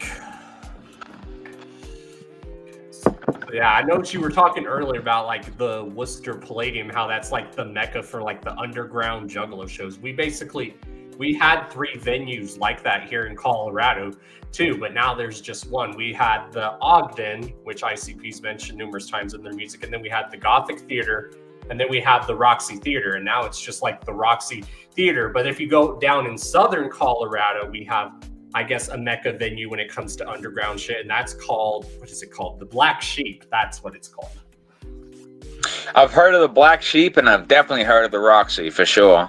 Well, and because like Scum partially owns the Roxy, and it's an amazing venue. So you guys would definitely have to come perform there sometime. Yeah, man. You never know, dude. I dust off that microphone. You never know what's gonna come out of my motherfucking mouth. It might happen. I'm so focused on these horror scripts, though, man. The shit that I've been cranking out. I'll put it this way: when we were, I was writing in a studio. The horror feature with Steven this past summer, and we're in the studio writing, and there's an office like across the way, and the door was open, and I was reciting because we're like reading back lines, and the line was, "She spit his severed dick into his face." And then everyone stopped and they were like, wait a minute, can we reconsider that? Probably. Like, the violence is just over the fucking top in this movie. And I feel blessed to be able to portray it on the screen, because I've only done it in an audio way. And I don't know if you know who Wayne the Pain is. Shout out Wayne the Pain. I do. Yeah, Wayne the Pain's the motherfucking man, and he's another one of my like brothers from another mother, because we lived together in Fields Corner in Boston, and he was like one of the best men in my wedding back in the day. Like, he's a solid man, and I forget where I was going with Wayne the Pain, but yeah, he's a solid dude. What was I just talking about, honestly?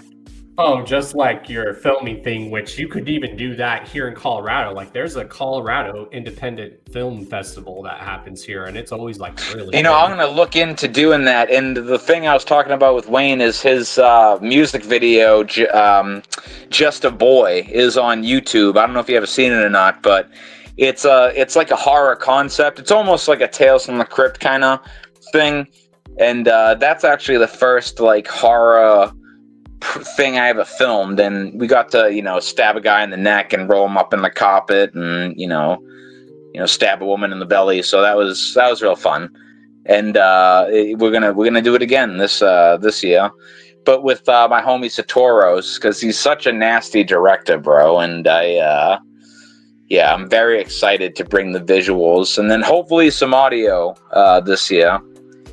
But anybody listening, still hanging around now, definitely check out you can check out, if you want to listen to any of the raps that I've been talking about, you can go check out Reverend Television on Spotify. On Bandcamp, there's probably even more stuff. Reverend Television on Bandcamp. You got the links down there. Hell yeah. Links down below. Fuck yeah. But definitely don't sleep on Terminal Wellness. I feel like the Juggalos will love the Terminal Wellness sketches. Oh yeah, and now we're gonna get with some of the cool personal questions. I know you mentioned a little bit earlier, and this is some of the questions we usually ask our guests, so it's cool stuff. So like, what got you like into like the Wicked shit? Like, what was your first experience that you remember discovering ICP? Or a lot of people got into music before ICP. So before we ask that question, what was like the first form of music in general that you remember like falling in love with? The first music I remember falling in love with, it would probably be either Tone Loc or the Little Shop of Horrors soundtrack. Probably both of them, because I had this little like kids cassette player when I was a kid, and my father had this Tone Loc, Wild Thing, Funky Cold Medina. He had, the name of that album is called Loked After Dark. That's the name of that album. And he had it on tape. And I listened to that fucking thing. And this is when I was like 5 years old. because there's a song on there called Chiba Chiba. It's a weed smoking song. And I thought, I was so young, I thought they were saying, cheetah, cheetah, I got the cheetah, give me the cheetah.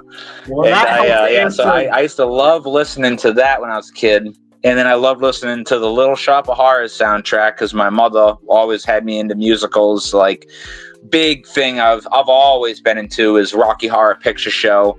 Like, I met my girlfriend, Vicky, who I love dearly. Shout out to Vicky. Of 9 years, met her, taking her to Rocky Horror. So first musical memories is really musicals like Rocky Horror Picture Show, Grease, but probably Rocky Horror more than anything, because I want to say it was 1993 is when Fox had Rocky Horror on Fox, like for whatever anniversary it was, like the 20th anniversary or whatever. And somebody, you know how back in the day they'd like host the movies? Like somebody was dressed to like Frankenfurter with the cape on and the drag makeup and like the song Sweet Transvestite. They used to even do that with like the old Disney movies, remember? Yeah, I didn't have Disney Channel, but I watch old Disney Channel shit now, and I've seen like promos where they do it. Like it was a huge thing. You just like promoting the movie. But yeah, watching Rocky Horror and seeing the song "Sweet Transvestite" when he like rips off his cape because he looks like a vampire, and I was so young, I was like, "Yo, is that a vampire? Like, what is that?" And then he rips off his clothes and he's wearing, drag. And then I ended up having characters in drag in Weird Die Young, like, because in the 90s, I feel like drag was still kind of like shocking in a way, but like not so divisive either. Like it was just kind of just shock. You know what I mean? So Rocky Horror Picture Show was probably the like biggest musical thing. And then also, you asked for one thing, but I'm telling you everything. The other part would be Bob Marley Legend, because that was the other tape that I had. So I listened to fucking Tone Loc and these musical soundtracks and Bob Marley so much before, like when I'm like 5 years old, you know. And then as far as the wicked shit goes, speed that up, 5 more years. I moved down to the suburbs because I'm from Quincy originally. That's like a city outside of Boston. That's where they talk like me, like the annoying like fucking Massachusetts accent. It's not really a city accent. It's like an outside the South Shore scumbag accent. That's what I have. But that's where I'm from, is Quincy. And then I moved down to Plymouth, which is like a suburb. And when I moved down there, this is like 96, 97, Great Milenko comes out. Every single person in the suburbs had this fucking album. And in my neighborhood, my older brother, he had this friend, Matt Fichette, who was a skateboard, like punk kid, who brought the Great Milenko over to my parents' house and they played it. And I'll never forget it because they had this like, this fucking washer machine that like my brother would shoot hockey pucks up into, and it was just a pile of scrap metal that I eventually fell into and cut myself deeply. But like I'm sitting there because I don't know if you have any older brothers, but when you're a little brother, you'll do anything to hang around, you know what I mean? Like, so I'm just sitting there and they put on the Great Milenko. And it just fucking grabbed me by the throat, dude. Like from the opening sketch. And then the song, like I didn't even hear the hockey pucks being drilled into the pile of metal in the small basement. I was in the record. I was in the tape. I'm in the skits. I'm in the Dark Carnival. And then the song, How Many Times, comes on. And there's something, and this is why it goes, because not every juggalo comes from like a broken home or has like mental illness. And I wouldn't say I came from a broken home because like my mom did everything, provided for us. But my father was fucked up and an addict and, would tear apart the house and all those kinds of things. And like it was the first time I remember like thinking how many times, because he had like bugged out recently, and I was like thinking like to myself like, how many times will I ask myself, how many times will I cry? Because I'd either run out of the house down the street and cry in the woods, or I'd go up in my room alone. You know what I mean? And it was one of those songs that just hit me right in the chest. And then I just wanted to listen to that tape over and over again, and I did. And I still do, Don Chaos, fucking 25, how many years later, you know? Oh, yeah, and that's kind of like me. So that's cool that you told me about Tone Loc, because that was going to be one of my other questions, was saying what was the first rap song you heard, album. So there's the answer to that. Yeah, Tone Loc, and then also the License to Ill album, fucking that tape. I think every white kid in the world, I think, just got one tucked in their back pocket in the 90s. Those were the two, definitely. And then also Doggy Style as well, because my brother is 5 years older than me.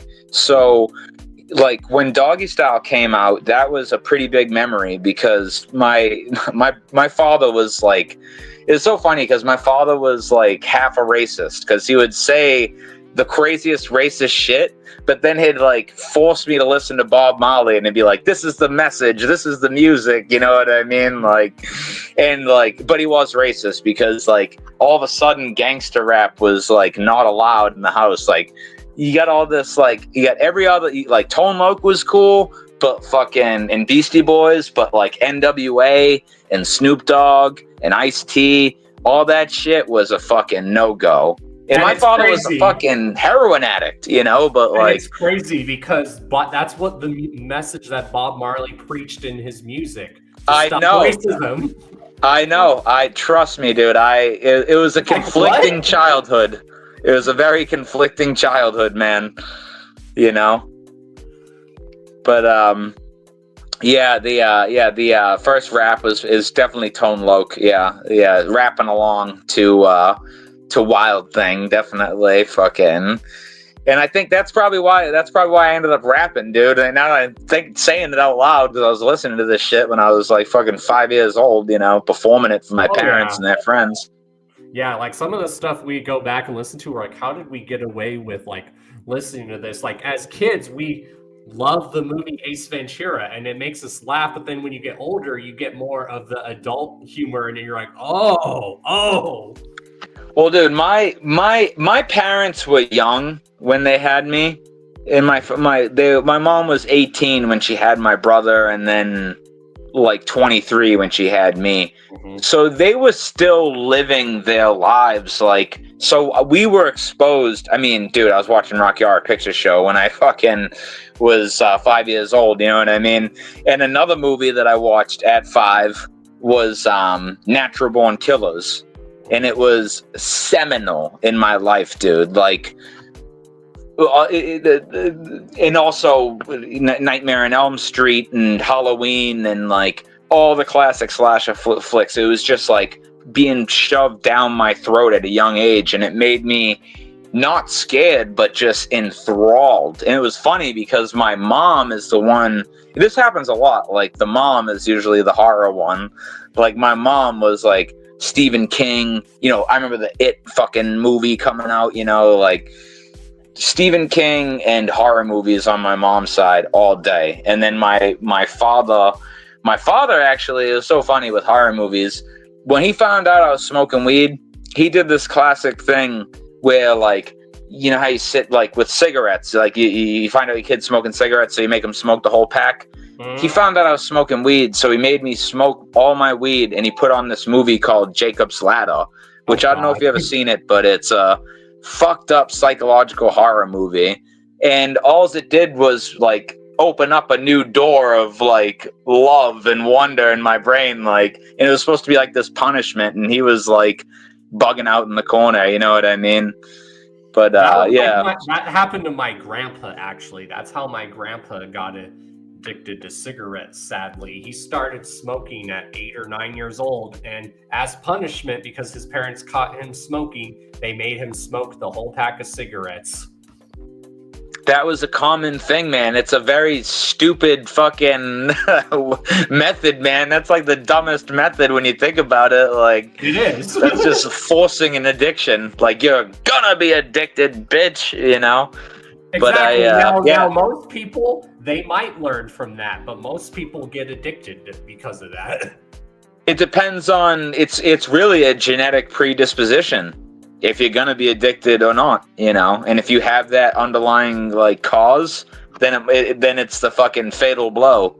If you're just a normal person, then you're just gonna be pretty sick and never want to smoke a cigarette again, probably. But for me, all it did was make me addicted to weed and horror movies. So hey, I guess it failed there. But yeah, so definitely Tone Loc and Beastie Boys probably first rap. What's the next personal question? One of the other questions we usually ask is, let's see, what are some of your like favorite movies of like all time, like that you can like never get tired of watching? Number one with a bullet is Pulp Fiction, without a shadow of a doubt. I feel like it's the perfect movie, and that's probably because I'm a millennial and I saw it when I was like 6 years old, you know, and it really like cemented in my brain how cool and different a movie could be in its pacing, character development, engagement, and execution. Pulp Fiction, perfect movie.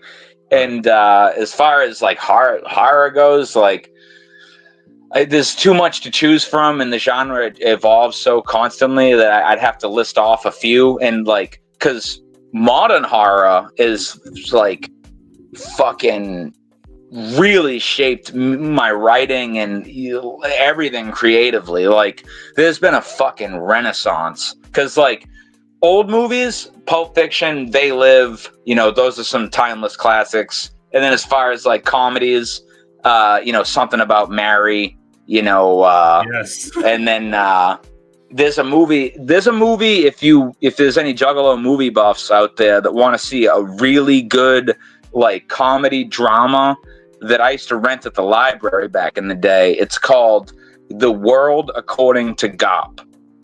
I feel like I've heard of that. Have you seen it?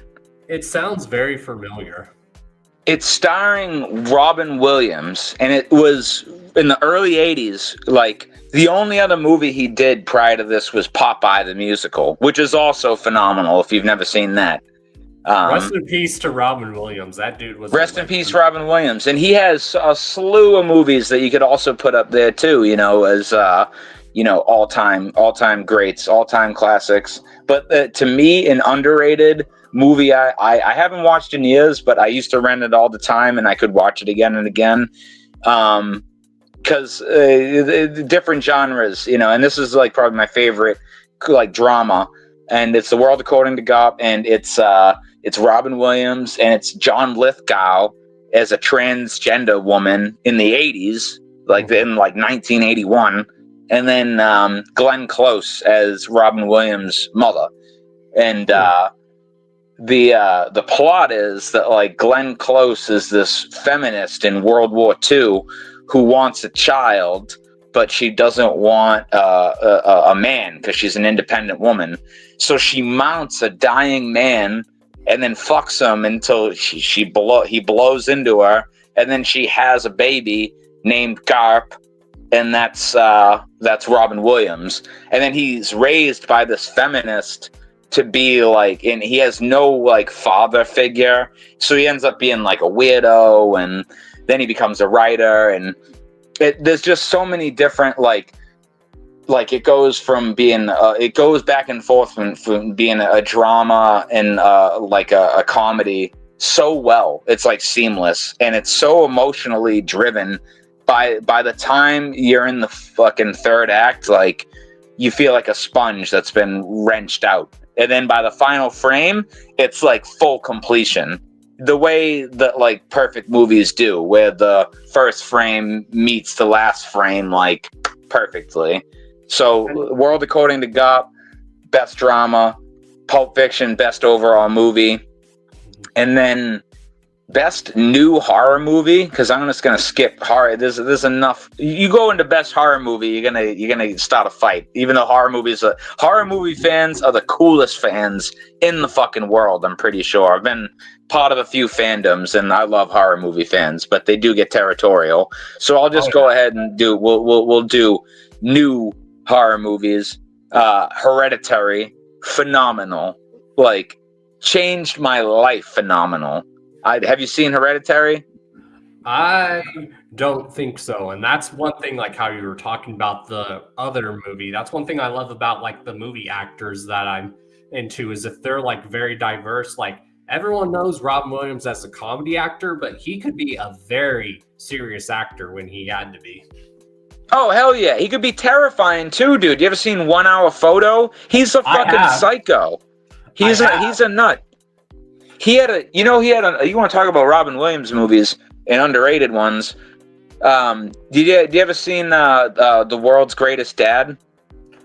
I haven't. Like, one of the movies I tell people about that some people haven't seen, my girlfriend hasn't seen it yet, and I told her she needs to watch it, and that's the movie that Robin Williams did called What Dreams May Come. I told people, no matter who you are, how tough you think you are, that movie will make you cry.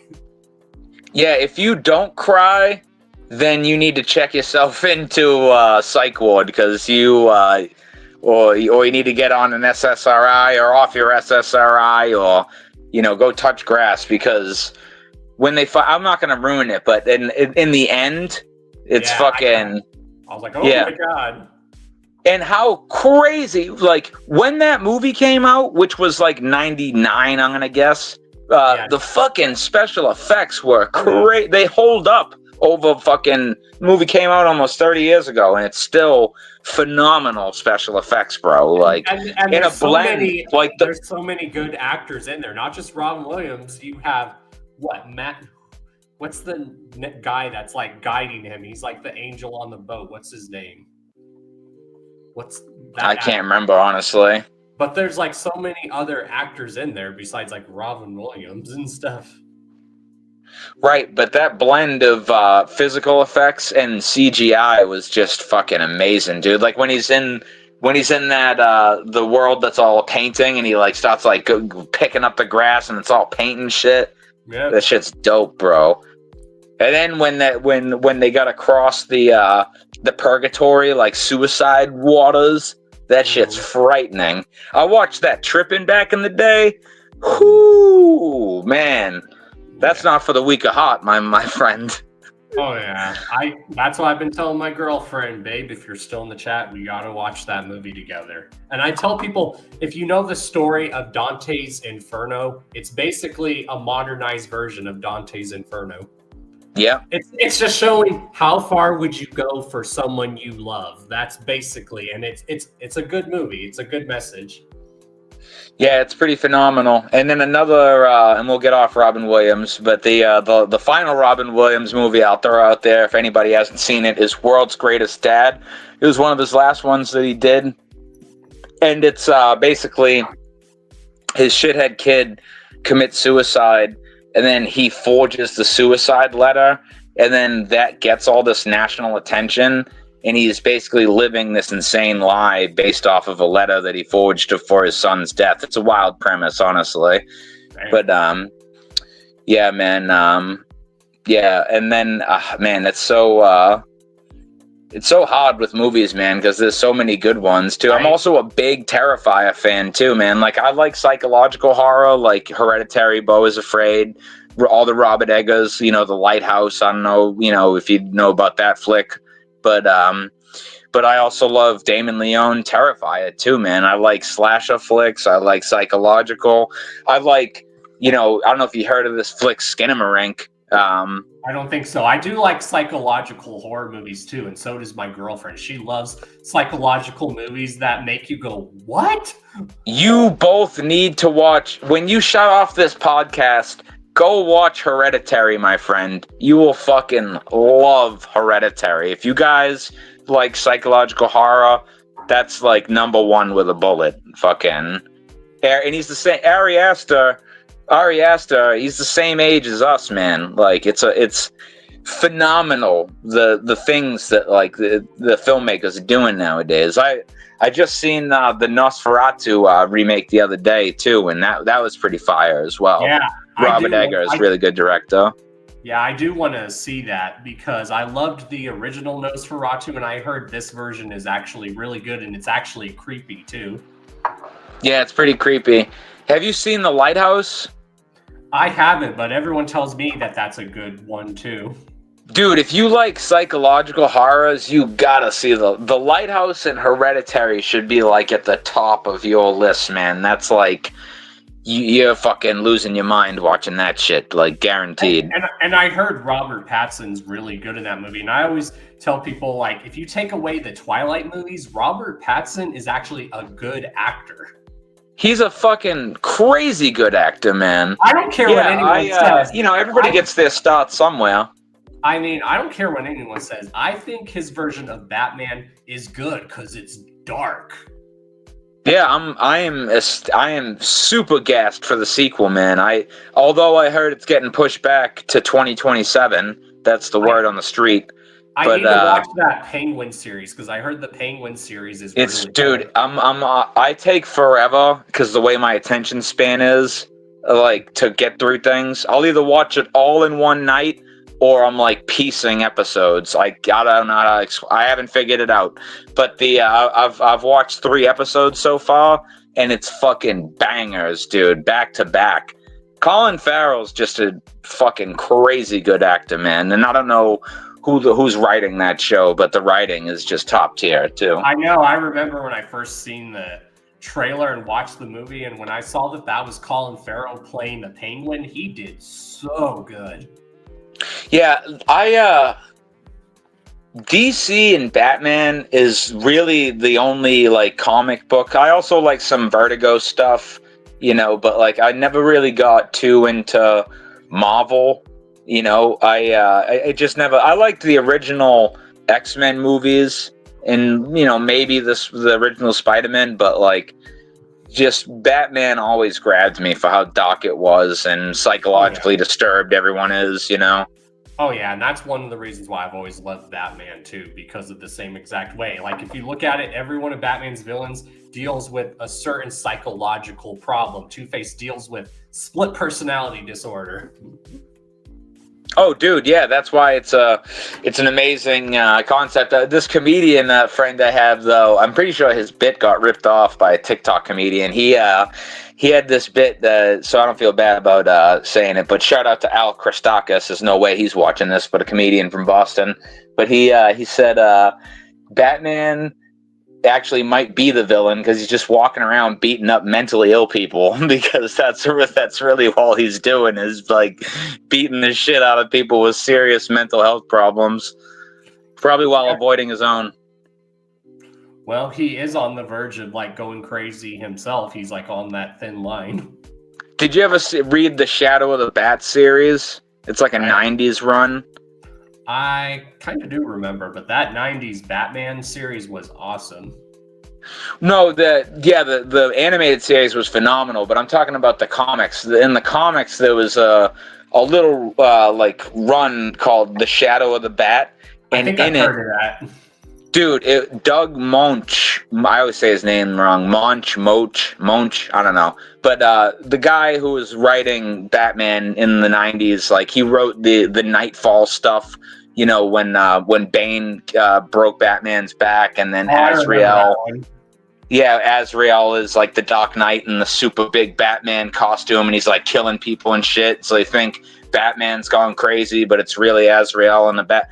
Like, that's Doug Moench, and he had a little storyline, The Shadow of the Bat, where Batman snaps and he kills somebody accidentally, and then they throw him in Arkham, and then like it's like the Zur Ra Batman when he like sees this little dude that like he's like dressed in a red costume, and yeah, Batman's tapped in the costume. Like he's absolutely insane, as a matter of fact, Bruce Wayne. Mm-hmm. Well, especially when you got the trauma that he does. Like, people like to make fun of that he deals with that trauma. I was like, well, you shouldn't make fun of that, because trauma can do that to people. Like, you try having your parents murdered in front of you. That is traumatic. Nah, dude, that's why I do all these autistic things, and I feel like, I think it was Kevin Smith who said it. Cause are you a Kevin Smith fan? Oh yeah, I love Kevin Smith. And I can't believe I omitted him in the movie conversation, because he was probably my biggest direct influence as a teenager to stop making movies. Like, when I was 13 is when I made my first short film called Morbid Happenings in Plymouth. And it was because Kevin Smith had just put out, I want to say it was Jay and Silent Bob Strike Back. And he was just all over the internet being candid about his whole experience and like how he got Clerks made and just doing it yourself. And,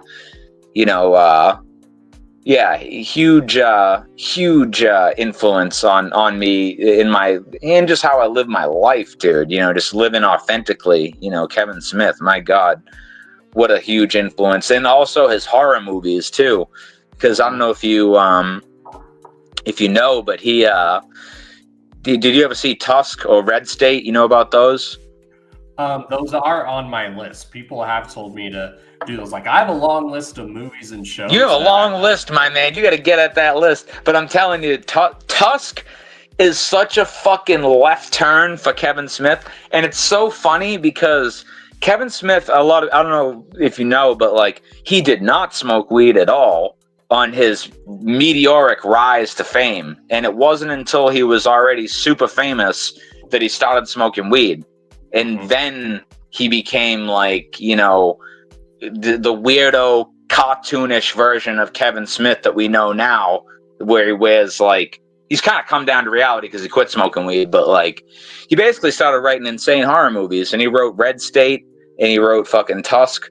And they're like, Red State's like a straight up politically driven horror flick, and then Tusk is a body horror flick, and then he smoked too much weed, he had a heart attack, became vegan, and then he basically, he quit smoking weed this past year, maybe it was 2 years ago now, and he was saying in these interviews, because it was such a whiplash for me, because this guy, my whole life, I assumed he smoked weed because of the movies he made. Found out he didn't, because when he put out his first autobiography, I obviously read that, and he was really a dick. Like, because he wrote his first autobiography sober, and then he made Zack and Miri Make a Porno. He met Seth Rogen and started smoking weed, and then he wrote the second book, and he was way more honest with himself about how he kind of had a stick up his ass, but also having that stick up his ass is what gave him a slightly more conservative point to make Dogma, because people forget how much of a fucking monumental movie Dogma was, man. That like really pissed some people off back in the day, but he had grown up like traditionally Catholic and stuff like that. But anyways, to get back to trauma, he basically said that like the reason why he was smoking weed like a maniac is because he had trauma, but he never qualified it as trauma because it was such a insignificant thing in his life. But his therapist uncovered it, in his sessions that in fact, that micro fracture in your structural being is why you smoke weed incessantly. And I think we all have these micro cracks in our structure, and it's just like, how do you deal with it? Do you fix the crack, or do you just project it? Me personally, I, smoke a bunch of weed, and I make a lot of fucked up artwork. Like almost every single thing I make, it's coming from this super dark place. And like, I don't know, I not to get too personal, but like, I know that's from some like core wounds that like maybe might not ever go away. And how I deal with them is just like creating perpetually. And like, everyone deals with them differently. Bruce Wayne punches people in the face. You know what I mean? I write, scripts about, Ern singing to terminally ill children. We all deal with it how we got to deal with it. You know what I mean? Exactly. Hell yeah. Now, some of the other questions we ask is like, what is like if you had to pick like your top 5 like favorite albums of like all time, what would they be? That's fucking difficult, dude. I know, with me, it's always different, and it just depends. Like, it's hard it kind of depends on the day of the week, right? Because, like, certain albums I'll go through, like, I've listened to Andre 3000's Flute album almost non-stop since it came out, like, a year and a half ago, whenever. But other albums, too, I listen to all the time. In my artists, like, there's an artist, Jack Progresso. You know who Jack Progresso is? Or Jack Tripper? You might know him as Jack Tripper. That name does sound familiar.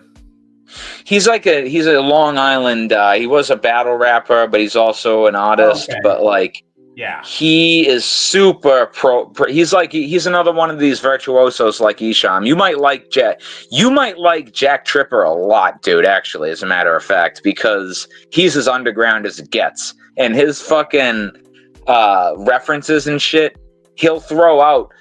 Then he throws out like super like deep like House of Crazies, Isham references and shit like that. But he's in his 40s. But he's not like a juggalo rapper. He's just like this lo-fi driven. And I listen to him every day that I wake up, you know, for fucking years. So I can't even think of what. Okay, so as far as like what I think are almost perfect albums, we'll say that Riddlebox, right? Definitely. Cypress Hill, Temples of Boom. Yes. Doggy Style, front to back. Mm-hmm. Parliament Funkadelic, the Mothership Connection. Do you like P-Funk? Oh yeah, I love George Clinton. Yeah, dude. So Mothership Connection is one of those albums, much like Doggy Style, where you can put it on and just press play, and it doesn't matter who's at the party. Everyone's having a good time. It's just like, it's like Sublime with white people. You know what I mean? Like, you put it on, everyone's immediately fucking into it, you know? Yeah. And then another one would probably be, I don't know, man. I like the Pixies a lot too. So the Pixies is probably one of my favorite bands, and their album Dr. Doolittle rather is really good. And then also a very formative album for me was Astro Creep 2000 by White Zombie. Fucking phenomenal front to back. Oh yeah. Is that 5? I lost track. Yeah, and then now we have another question similar to that. Now you could answer that differently, or if it's with the same albums you answered before, you could just say those albums too. But another question we ask that we like getting good answers from is what are the top 5 albums that like had a big impact on your life? Probably the ones I just mentioned, and maybe that's why I mentioned them. You know, that makes it easier then. Riddlebox gave me the message that was delivered pretty intentionally with ICP, right? Like, you know, don't waste your life. There's consequences to what you do here, and definitely some kind of eternity. But it was done in the most cohesive, fucking genre-blending way that I don't think has ever been done since, honestly. And with Riddlebox, you can tell basically that's where they found their signature sound that everyone loves. It's the seminal album, and that's when me and Max did our podcast, because we went over all the Joker's cards, and I point to this one, because everyone talks about Malenko, but they had the formula for Malenko. This is where they discovered the formula, where they were like, oh, now we know, because like Carnival of Carnage, they didn't really know what they were doing. They had an idea. Ringmaster is probably the most experimental album out of all of the albums, because now when everyone goes back to Carnival of Carnage, everyone loves that album, and I love it. Oh, it's phenomenal, but it's way more of like a gangster record with like a circus theme. You know what I mean? Like that's more what that is, you know. And that's one thing I've always liked about ICP, especially with the Joker cards. Like you could tell the music that was the inspiration for it. Like when you hear Carnival Carnage, you can hear like a lot of Beastie Boys, NWA influence. You hear like Great Malenko and Jekyll Brothers. You hear like what's called like a lot of the rap metal influence and shit. Definitely, and the missing link would be Ringmaster, and that I feel like almost like Cypress Hill in their use of different samples and ominous fucking weird skits and shit. Like, and I said this with Max, like ICP's like genius is always reflecting the music of the time in their own way, but they've always done that. They've literally always, especially on the Missing Link Found, like they did like a lot of dubstep. They showed that they could do like rap over some dubstep stuff and make it sound dope. Yeah, especially like Apocalypse. Yeah, that's, you know, I didn't even think about that, how much EDM shit they really did on that. Yeah, you're right, they really did. But those first 6, they definitely they're like timestamps for the styles that were happening throughout the 90s into the early 2000s. Oh, and they've even done that now. Like when you hear Fearless Fred Fury and a little bit of Yum Yum, there's a little bit of that like trap or bassy type music, and it sounds good. Oh yeah, like Wretched would be the prime example. You know, I feel like Wretched was the best of like them doing it, and it's more like a Jay solo track, but like that new kind of trap style, but like wicked and not sacrificing even a second of flow or content. Like to me, Wretched is like a perfect song, probably my favorite song on I can't even remember the Yum Yum. Yeah, on Yum Yum. Yep. One of my I really liked Fred Fury though, but also to go back to the influential albums. So I feel like Riddlebox showed me thematically like what a concept album is. You know what I mean? Like this is what you do. This is how it's done. It needs to be this atmospheric. It needs to hit these beats. You need these emotional fucking, you know, points of the, like, you know, it needs to slow down here and pick up there. And then the other influential album would probably be Cottonmouth King's High Society. Oh, that's a classic. That's the Cottonmouth Kings I grew up listening to. Oh, fuck yeah. And that, like, because those DVDs, much like Twisted nowadays, people kind of downplay their role in this world. And it was a big one. Because they... like it felt like every couple of years they had a new DVD out. Like Documentary was the first one, and then Stoners Wreaking Havoc, and then Rolling Stoned. They would have these tour DVDs of like showing what the live show Cottonmouth King shows were like, and it really was like always showing homage to the Juggalos and Juggalo acts on there, and then having even characters like Taxman. You know what I mean? And groups like Corporate Avenger. And that album was the album where they really they snuck in all of Subnoise. And that was the lineup, the best lineup, you know, like, and they, like, you know, Dog Boy, Corporate Avenger, they're all over the fucking record.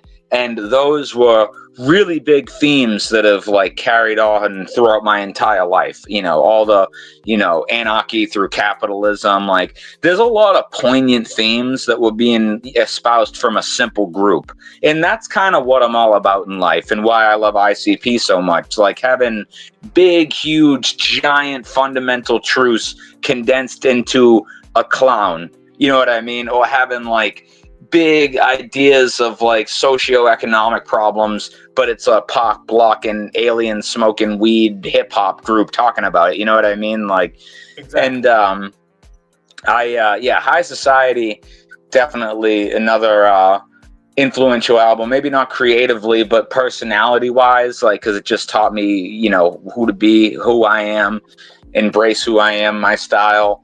And ICP's on it too, you know, Wicked Clowns, you know, can't forget that.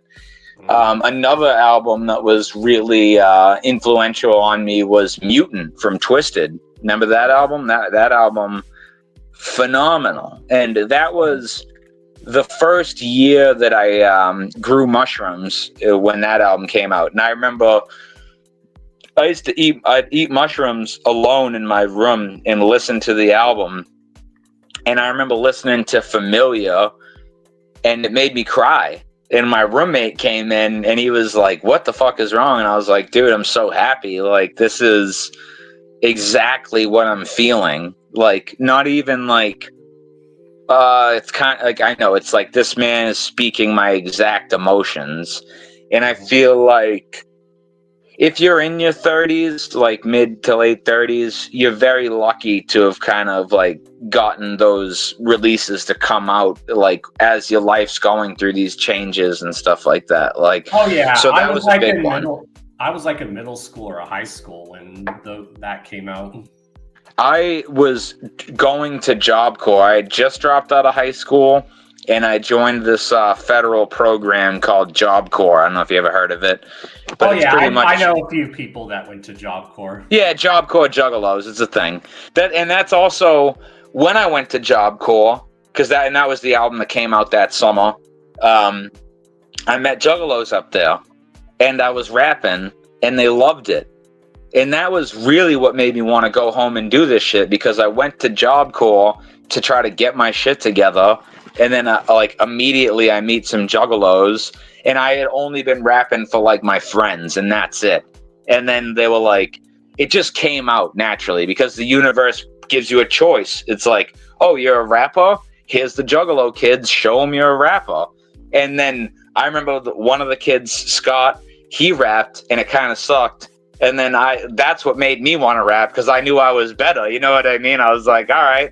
And then I spit it. And then not only did the Juggalo kids like it, but this other girl, this black chick from Boston, that's what like made me feel real, because it wasn't just my white friends, like, you know, like in my hometown. I was like in another state, you know, nobody had any reason to say they liked my stuff.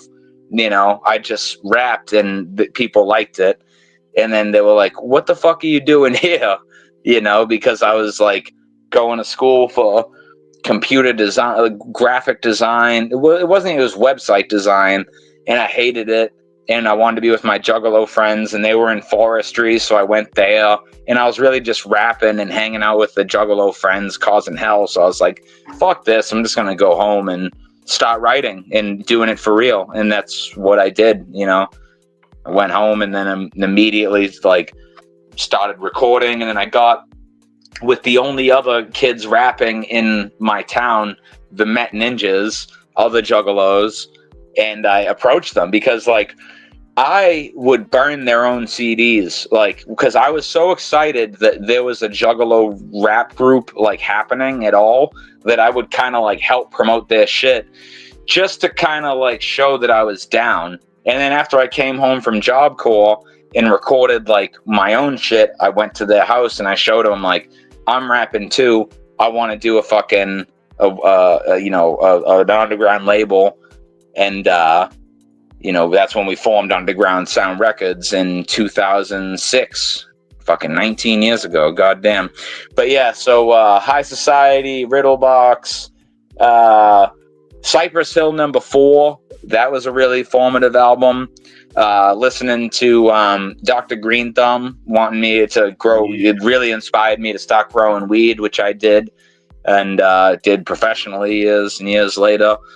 And then also Battle for Los Angeles by Rage Against the Machine. That was a huge one in high school for sure. Foreman just... excellent album, and definitely formed my political opinions and just like, kind of shaped my viewpoint for the world. Oh yeah, those are definitely some good picks. And then we have a few more, like two more music related questions, if that's okay with you. Sure. One is like, we're going to do another top 5, but what are probably your top like 5 like favorite Psychopathic records albums of all time? Like for me, my number one that I think is always going to be my number one Psychopathic album of all time is that original Dark Lotus album, Tales from the Lotus, with the red cross. Yeah, Tales from the Lotus Pod is definitely probably number 2. Number 1 would either be Riddlebox or the Wraith Shangri-La. It's really hard for me because both are pretty seminal. Right. But yeah, I would go like Riddlebox number 1, Tales from the Lotus Pod number 2, Most Tasteless number 3. Oh yeah. Fucking, there's so many good ones. But you know what we were talking about? I don't know if it's in top 5, but it's definitely honorable mention. Is Colton Grundy, motherfucker. Everyone forgot about how good. Everyone forgot about how good that fucking album is, man. So Riddlebox, Lotus Pod, Most Tasteless. What do you do? Do you do? One of the ones that's always on there for me is, a lot of people are talking about it now, but I love Crack Tiles from Zug Island. Oh, Crack Tiles is phenomenal, dude. Dude, Sunny Day is a fucking anthem right there, man. Yeah. The Joe Bruce Rock Project. That's what that one is right there. Yeah. You know, it's another good one is Wicked, because people forget that's a Psychopathic release. Oh yeah. Wicked was a very good album. And in my opinion, that was their darkest album. That was basically their Hell's Pit in my mind. Definitely, dude. And I bought every single extra fucking thing. I mean, I did that with everything forever, but like I went out of my way. I got the comic book, I got fucking, and it all went together so well. And that animated music video for Buckets of Blood, so underrated, dude. Like that's a really good fucking music video. Yeah, when I seen the music video for that, it reminded me of the scene in the Beavis and Butthead movie when he's tripping. Yeah, when he's tripping, dude. Yeah. Yep, that's perfect. That's exactly what that's like. And then what do you do for number 5, man? Like I'm trying to think of oh, dude, Psychopathic Riders Dumpin'. There we go. Oh, hell yeah, that is a classic. Yeah, because you need some group efforts up there, you know what I mean? And I'm trying to think of albums that you put on and like every Juggalo agrees with, you know what I mean? Oh, and it was hard with the Wicked album because I was thinking Green Book, but I don't know, man. There's something about Wicked that just shows like it's all them. It's 100% Twisted. There's no collabs. It's just fucking straight up and down what they do. Them doing them. Exactly. Green Book was good. Green Book was actually the album that got me into Twisted because when I started listening to ICP in 98, but for some reason Twisted just did not grab me at all when I didn't go wholesale into everything. You know what I mean? I just liked ICP.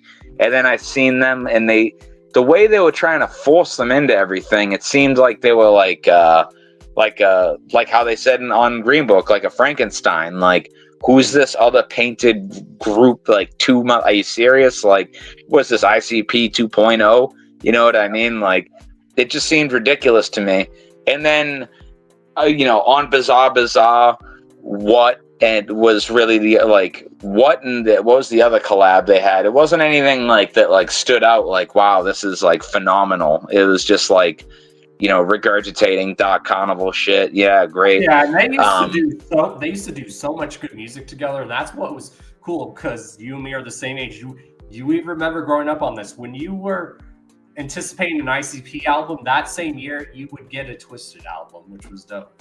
Yeah, it wasn't until 2003 that I started listening to Twisted though, because I remember I got Behind the Paint and Wizard of the Hood and Green Book came out. They all came out within like 3 months of each other, and I was in summer school, and my homie didn't get Wizard of the Hood, but he got Green Book, so we traded. And he was like, I don't know how you smoke weed and listen to ICP and you don't like Twisted. And I was ignorant. I just like never gave him a shot. And then he gave me Green Book and I listened to it front to back. and it just grabbed me. And then I went back and listened to Freak Show, and then Most Tasteless, and then I started getting into everything, because for the longest time, from 98 to 2003, I would only listen to ICP. I didn't listen to like Doc Lotus. I didn't listen to anything else. But then Wraith came out. It grabbed me in a way that I think a lot of us, like, I remember being literally mad for a second. You know what I mean? Like, because I expected, I don't know if you were part of the Church of the Dark Carnival back in the day. Do you remember that? I think I do remember hearing about that. It was a website called churchofthedarkcarnival.com. That does. And I was a part of it. And I think a part of me really wanted the world to end when the Sixth God came out. You know what I mean? I don't know what it was. Like, I probably from all the shit they would say on the website about like the things they would like, because if you went on the website when they were recording the Sixth, they would say like, we were hanging out in front of the studio and all these ravens like formed in the form of a six in the and shit like that. Like, and I took that so to heart, dude. And, like, I remember my parents being like concerned. I'm like, no, like the world's gonna change when the Sixth Joker's card comes out. And then I remember my homie getting the album before school and then coming into school late and telling me the Carnival is God. And I was so mad because I had like already known that. You know what I mean? Like, and I feel like a lot of juggalos felt that way. Like, I was expecting, I don't know what, like the earth to open up and, you know, a painted snake to do a dance for me. I don't know what I was expecting, but like... Well, you gotta remember what was happening in the early 2000s. You had like the Y2K shit going on and all that. Yeah, it was all doom and gloom all the time. And then 9/11 happened. So it seemed like everything was... we're always wanting the apocalypse as humans. We just want it so bad. You know what I mean? Like, that's, and I think that's just what, like, I just wanted something visceral. And I think it's because I wasn't accepting the obvious, right? Because I didn't see other juggalos until 2002, until Wraith Shangri-La came out. And then that was when I was a freshman in high school, was 2002. And all of a sudden, it wasn't just me and like my one other friend who barely likes ICP. Now I'm seeing these groups of kids that are like super into it, like the way that I am. You know what I mean? And that's what made me get into everything else. And then like when I went home, because at first these other, like the one group of juggalos at school, they were so kind of cliquey. They didn't really accept me because I only had one shirt. You know what I mean? Like I never dress the way I'm supposed to or whatever the fuck, you know? And it wasn't until the man who I would end up rapping with, and he's my best friend now, he was in school wearing a Riddlebox shirt, and he gets me in between the halls and he goes, "Hey, someone's about to jump me. Do you got my back?" And I just had to make a choice. Like, is this something I just listened to and it doesn't mean anything? Or am I going to stand here and then fight whoever is going to try to jump him? And I stood there and I waited, and I didn't even know him. I only knew that his nickname was Fetus, and he wore this fucking same old ICP shirt all the time. I had my ICP shirt, but it was under my hoodie, so you couldn't see it, so you didn't know I was down, you know. But he basically, we became friends after that, and then I started getting into all of the Juggalo releases, and like, I feel like Twisted has gotten shamed in the past few years, but we should all come around to recognizing the contributions that they did, you know, give when they were around. And they still do put out some okay music. It's not my cup of tea, really, but we can't be surprised that they do this emo kind of stuff, because if you listen to Mutant, they were doing like Familiar, and like those songs are pretty emo, you know what I mean? And they're good, you know. So, you know, that's just the nature of artists, man. They do what they want to do. Am I bumping Twisted's new stuff? Not really, but did I bump the new HOK that came out this past year? Abso-fucking-lutely. And that's like how it is with me. Like I tell people, I may not like their new stuff, but a lot of their old stuff back then really helped me through so much. Oh, yeah, and I think what it is, not to shit on them in any way, but they haven't moved on from that more adolescent turmoil. You know what I mean? Like, it's kind of the same territory over and over again. It's not like Jay and Shaggy where they're realizing they're like, hey, we're getting older. We have families. Yeah, there's a lot more growth, and that's crazy to say with ICP, but it's the truth. Like, when you see the way that, like, and Shaggy relates it into his songs, like Average Joey on, what was the EP that Average Joey was on? It was on one of the last ones that came out. That was the Quest for the Ultimate Groove, I believe. Okay, yeah.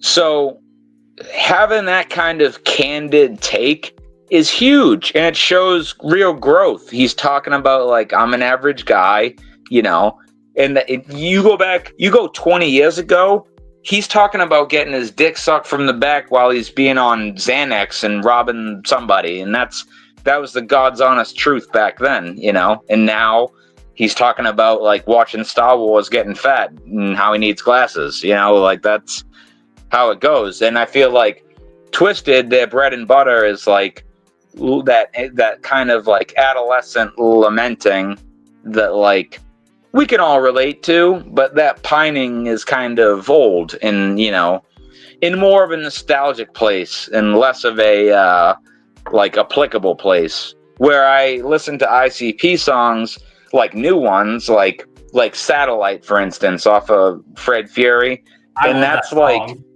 it's beautiful, and they're so good for that. And they literally, with one song, they give you a phrase that you can apply now to your life. Satellite the situation, you know. You got some really palpable, you know, sentences going on there. You got some kids that love you, and if not, you know what I mean. Like, they're assuming on a pretty, you know, base level, like how old you are, like letting you know, like you do have responsibilities, like, where Twisted, it's still coming from a place of reckless abandonment forever, it seems like, but also contradicting itself at some times, and that's why the replay value gets less and less. But certain songs, when they dig into what they know they're good at, it's really fun. Like, I always listen to their Halloween releases because I feel like that's where they shine the best. And they had this, I can't remember what it was on, but it was something about, like, Crystal Lake to Haddonfield. And it was like, it's like, your love is from Crystal Lake. And, like, talking about, like her, and her love's from Haddonfield. And it's like, that's kind of like staying in your lane. And you know where you're at, you know what you're doing. I haven't heard, like, a personal growth type song from Twisted since Abominations, really. You know what I mean? And that was a psychopathic record. It was the last one. And it was Lift Me Up. That was the last one that I heard where I was left with a sense of hope and empowerment rather than just, like, let's just toil in the mire forever, you know? Right. I don't know if I listed all the albums. I went on a tangent there, man. Not gonna lie to you. You did. And then, like, we have two more related questions. Okay, you're stuck on a desert island. Now, name 5 artists or groups whose discography you're going to bring with you to last on that desert island. Like me, always, for example, I always go with ICP because they have a big discography, but then I go with the Wu-Tang Clan discography because you have their Wu-Tang albums, and you have the solo albums by all of Wu-Tang, and then you have all of their side projects. All of that would, like, last you forever. Yeah, I would go with ICP number 1, and then number 2, Aesop Rock, without a shadow of a doubt, and all of his side projects. If that means, yeah, Aesop's the best dude. in that Malibu Ken album that he put out a few years ago with Tobacco, Fire, you know, the Hair Mary Mallon stuff that he puts out with Rob Sonic, that stuff's good. I've been saying so hopefully, if that means I can get all his collab albums too. And his stuff's so dense, you can listen to it 8 times in a row and hear a new thing every time. And so I've been saying ASAP would be ASAP Rock and his whole ASAP crew. They would do well at the Gathering. Oh, you mean ASAP Rocky? Oh wait, that's a different person. I always get those two confused. Yeah, because ASAP Rocky and those dudes are cool too, but I'm talking about ASAP Rock. Okay, I do love that guy too. Yeah, ASAP, those guys are cool too, but I'm talking about the super lyrical white dude. Oh yeah, that dude is dope. ASAP Rock. Yeah, so ICP, ASAP Rock, and then Jack Tripper, definitely, fucking without a doubt, Jack Tripper. And then probably, I want to say for bands, I want to do like probably P-Funk, Parliament Funkadelic, and then, man, it's a toss-up between the Pixies and Bob Marley, which is 2 drastically different groups, but I don't know. I'd probably have to go with, you know what? I'll go with Peter Tosh. I'll go with ICP, ASAP Rock, fucking Jack Tripper, and Bob Marley, and whoever the last one was, I said, we'll go with the Pixies. There's 5 right there. Hell yeah. And then who, like, musically wise, that you haven't worked with, like, whether they're alive or no longer alive, any type of artist or group, who would you, like, love to work with? Because I've learned in the last few years, with anything is possible. Like, you could work with anyone. Anything is possible now. You know, I really like the Clockwork E guys, so maybe if I was ever to do, in my heart of hearts, I'd love to do one more Weird Die Young song with Clockwork E, and probably do like an Ultimate Juggalo comedy rapper type song. Or probably Jack Tripper, honestly, man. Like, Jack Tripper is really, really fucking good, so probably him. Or if I, ultimate like dream would probably be collab with Ill Bill on a necro beat.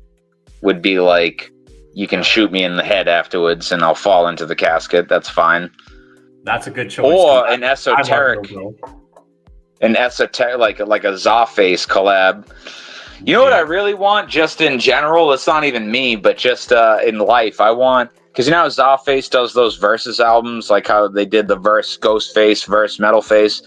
I think Zawface versus Run the Jewels would break the universe in half. It would. I agree. It would. That's who one of my other favorite, like, MCs of all time was MF Doom. Oh, Doom. I forgot Doom. I'm going to have to replace one of those artists for the Doom catalog. Because I do love all of MF Doom's, like, discography as well. Oh, dude. All of his side projects are phenomenal, dude. Yes. Like, yeah, that adult, the Danger Doom album, the Adult Swim album, that got me through some years, bro. Like, MF Doom saved my life at one point, honestly. And when he passed away, it was felt. Because how I got put onto MF Doom was through Outland Camp, because we started, like, rapping together, I want to say 2007, 2008. And Doom had just released the Special Herbs volumes 1 to 5, all of his instrumentals. So many people, including King Gordy on the King of Horrorcore Volume 1, were using MF Doom instrumentals, like freestyling over them. So that's how a lot of people got introduced to Doom. That's how I did, and a lot of people I know. And then the Danger Doom album came out, and then you heard the actual man, and then you were like, what the fuck is this? And then you just get super into it. Or you're like, I never want to hear that shit, because he is a pretty polarizing artist, man. Some people make fun of him, though, and it is low-hanging fruit to make fun of MF Doom, not gonna lie to you. You just put on a couple 70s cartoons and rhyme about Doritos, Cheetos, and Fritos, and you're in there, dude. Like, but no, he was a master of absurdism in lyricism, right? Oh, like, yeah. you know, taking some real left field concepts, stringing them together, and then you got to kind of like repeat it several times to get the mosaic of what the punchline is. You know what I mean? Like that's artistry right there, man. And I even like his KMD stuff, like when he was a kid, you know. That album, Black Bastards, is really good. Oh, yeah. Let's see what other questions we have now. This is a fun one. Like, this is like for anyone, if anyone's like visiting your state or city. So someone's visiting your city or state, what's like a good like local chain or restaurant chains that you recommend people try and stuff whenever they're visiting Massachusetts or anything? Visiting Massachusetts, well, like Colorado, I could tell you here in Colorado, we have so many good Mexican food restaurants here. It's hard to name them. Yeah, there's a lot of good spots. I'm trying to think of a good chain that people could visit. I like a lot of little hole in the wall spots, like same, like little bars and shit. I'm not too big on like. I mean, I eat at chains like everybody else, but like I would say in my neck of the woods, bar pizza is huge. You guys eat a lot of bar pizza out in Colorado? Oh yeah, we have some places that have bar pizza that's pretty good.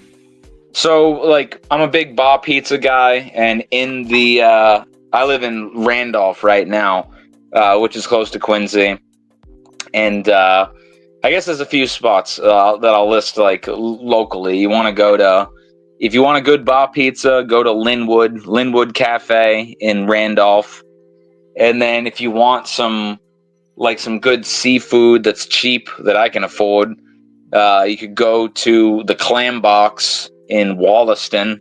That's like that's like right next to Quincy. It's on the water. You get some clam strips there, get some steamers. And then as far as like a chain, a good like pizza chain is Pizzeria Regina. I don't know if you ever heard of that. I don't think so, but we do have a few good, like even just pizza chains here in Colorado. Like we have one called Blackjack Pizza, so good. Yeah, Pizzeria Regina is from the North End in Boston, which is like the Italian section of Boston. So it's like a little chain that really kind of represents that brick oven, old school style pizza that's really good. Nice. And then there is this little dive bar that's in a place called Middleborough called Harry's that has phenomenal wings, and Harry's is good too. But yeah, I would say definitely check out a Pizzeria Regina if you're in Boston. There's probably way more better places. I'm just white trash scum, so I don't eat out too often, honestly. If you have money, go to the Chateau. The Chateau is pretty good. That's like a little chain that's around here. I don't like to eat out as much neither. I try to eat out like maybe once or twice a month at least. Right, yeah. I always go to like sub shops and little shit like that, you know. And then every once and again I'll go out. But yeah, I would be a shit tour guide, man.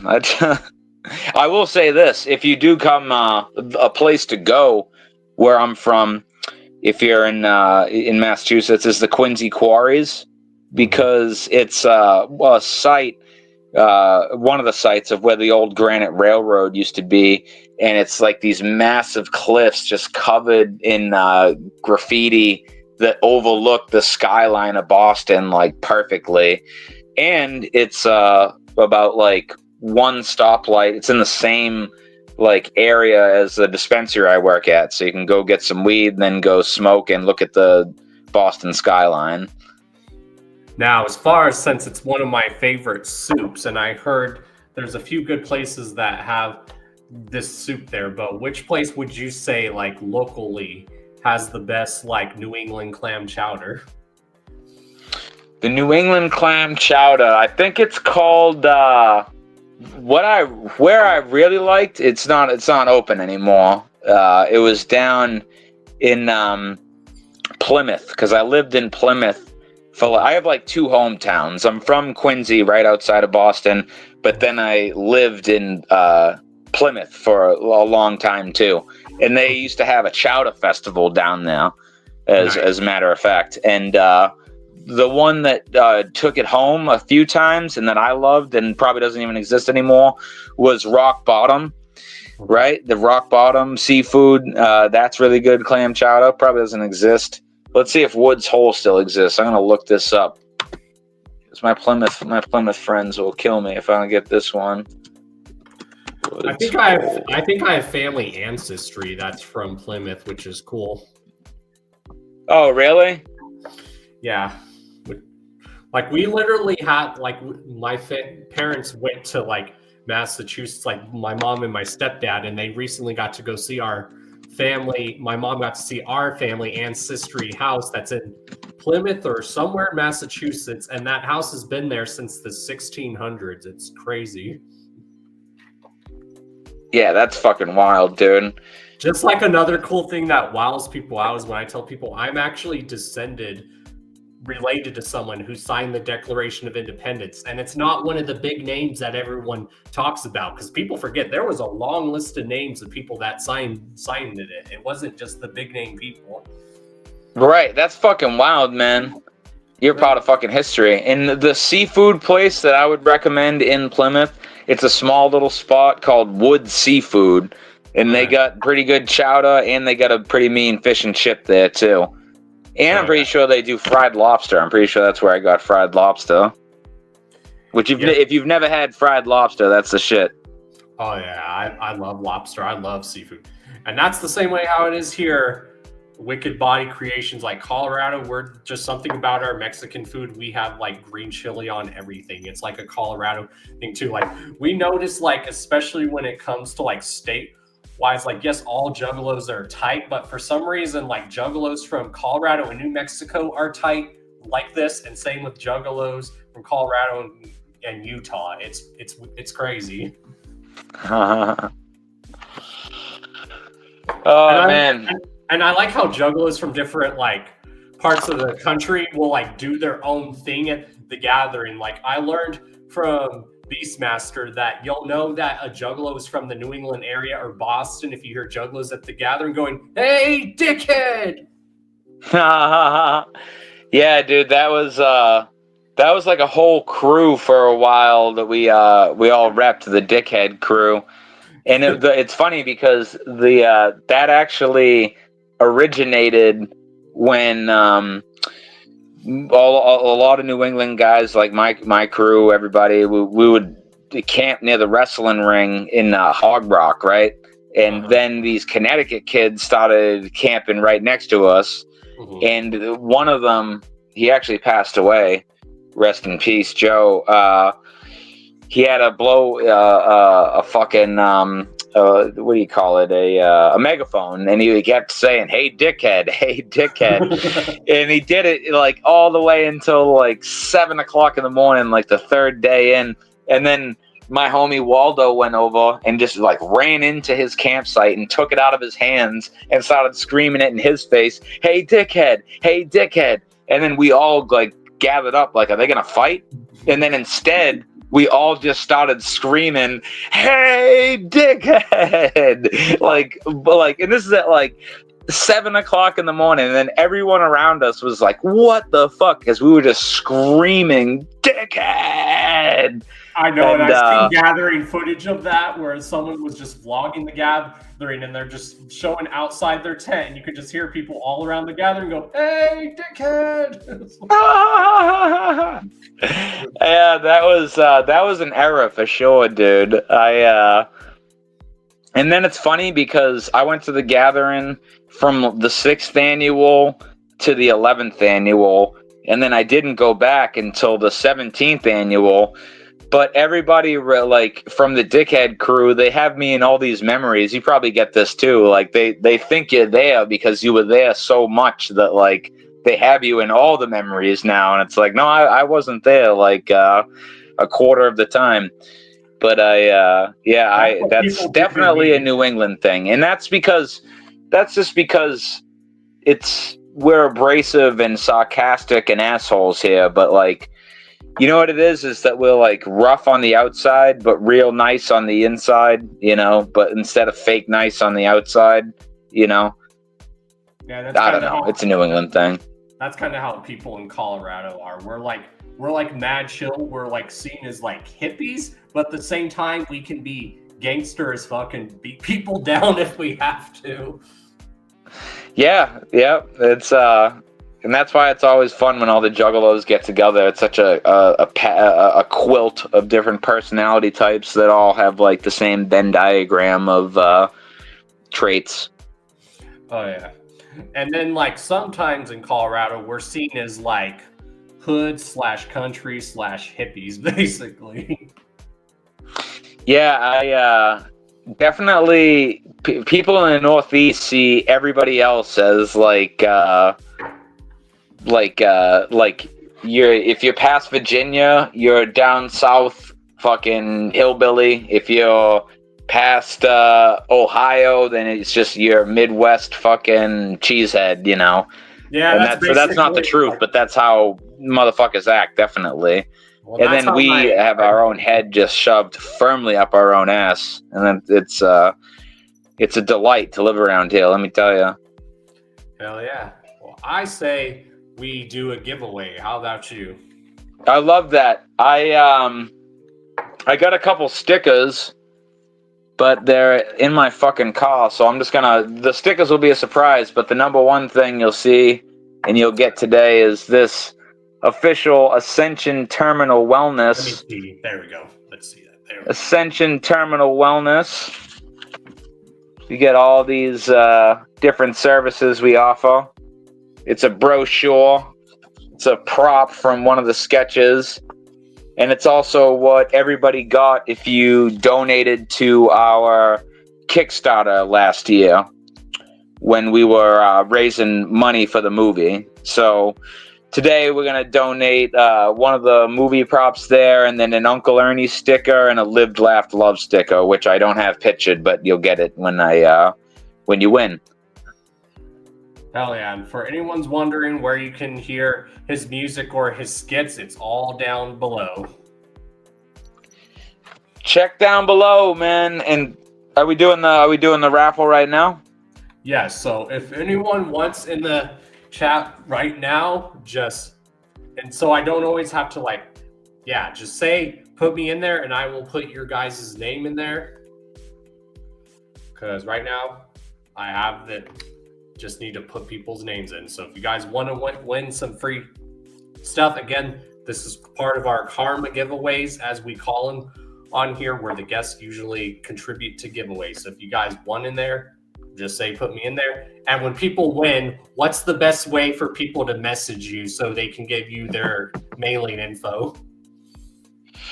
You can message Inpatient Productions at gmail.com.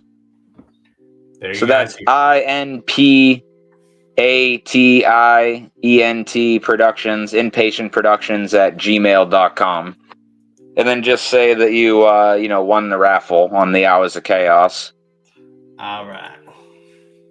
Yep, just make sure you guys do that. All right, let's put the first one in. We have one person in. All right. This might take a while because my typing can be slow, but hey, we're still. That's all right. Okay.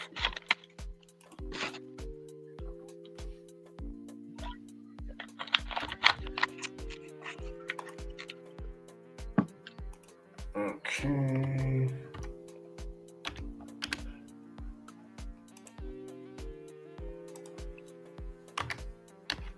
All right, we have one person in there. Come on, I know there's more people. There's literally 9 of you people there just being silent like a bunch of weirdos. It's a really fun sticker. It says "Lived, laughed, loved" on a tombstone. Nice. And then the other one is a little cartoon urn that says "It's okay to pass away." Fun for the whole family.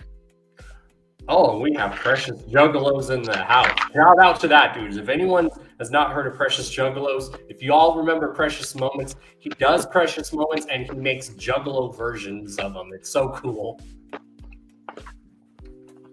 Oh, yo, shout out to Precious Juggalos. I saw that online. That looked really cool. Yeah, I actually interviewed him like months ago. That was like the longest interview I did. It was like 5 hours, and we didn't expect it to be 5 hours long, but it was a good 5-hour interview. Bro, I'm not going to lie to you. I didn't think this would be 3 hours long. Right? But it's been fun talking to you. Oh, yeah, and I think that's why a lot of people enjoy my show, because I'm not like your stereotypical interviewer. I ask like really cool questions, and I ask questions that like no one would ask. Like, I told people if I were to ever interview ICP, I would not ask the same questions that everyone else has asked. Like, I want to know, what are Jay and Shaggy's favorite movies? If they were stuck on a desert island, what music would they pick? And those would just be like cool answers to hear from them too. Right. No, I'd love to see you get the clowns on, man. That'd be a beautiful thing. Maybe you can get them this gathering, bro. 25. This is a big one. Oh, yeah, and that's why I can guarantee, I told people, as much as I would love to go to Juggalo Ohio and Juggalo Weekend, but my main goal, especially, is to get back to the gathering, because I have not been to a gathering since 2021, and I've been needing it. And everyone's like, Dawn, the gathering is not the same without you. Yeah, man. You know what? That was the last gathering I was at when I played with Max, but I literally flew. I drove out with Max, we played, and then I went on a plane and went back to work the next day because I had just started at this new dispensary, so I had enough time to literally run in, do the show, fucking fly out, dude. Like, it was the craziest experience that I had ever had, going onto the grounds and not like getting fucked up and hanging out with everybody, but being on just strictly business, like play, leave. It was crazy. Yeah. And we're trying to get me to even host something at the gathering, so let's make that happen, y'all. Like, I've even tried for 3 or 4 years to get my podcast there, because you know how they usually do the live podcast thing. Yeah. How dope would that be to see like my podcast live at the gathering, and you just see random people coming up and saying what up and all that. I think you and Beastmaster should do some kind of co-podcast or something. That would be the move right there. I'm down, and I'm even down to host something, because I know some of my friends want to do like a little concert thing, and some of them are like, "Oh, we'd like you to introduce us to the stage." I'm like, I'm down. Yeah, that sounds like a phenomenal idea, man. All right, Precious Shovel, since you're here, do you want to be entered in this giveaway? Because I don't know if you came in right after we said it or something, but we are doing a giveaway. So anyone that wants in this giveaway, just say put me in there, and I will add your guys' name to the spinning wheel. So far, we only have one person on there. You can represent Terminal Wellness wherever you go. Uncle Ernie, your best friend, the singing and dancing urn. Hell yeah. And as we are waiting for more, okay, I guess he does want in, so that's 2 now. Good. And as while I'm doing this, another question I ask people is, what are your top 5 like favorite TV shows of all time? Damn. Probably Seinfeld, Always Sunny in Philadelphia, South Park, Community, and what would I do for the 5th one? That's rough. Well, that's good, because Precious Juggalos, if he wins a sticker, he'll just add the sticker to his set, because he has a big collection of stickers. Oh, hell yeah. Yeah, I hope you win, Precious Juggalos. I have a feeling you'd dig this stuff a lot. And even if you don't win, I'm sure Reverend would still send you some free shit. Yeah, just go ahead. Just email me. I'll send you something. Why not? I got enough stickers. I mean, who doesn't? I like your shit, Precious Juggalos. I think it's funny. I mean, who doesn't love stickers? But yeah, so the final fifth show.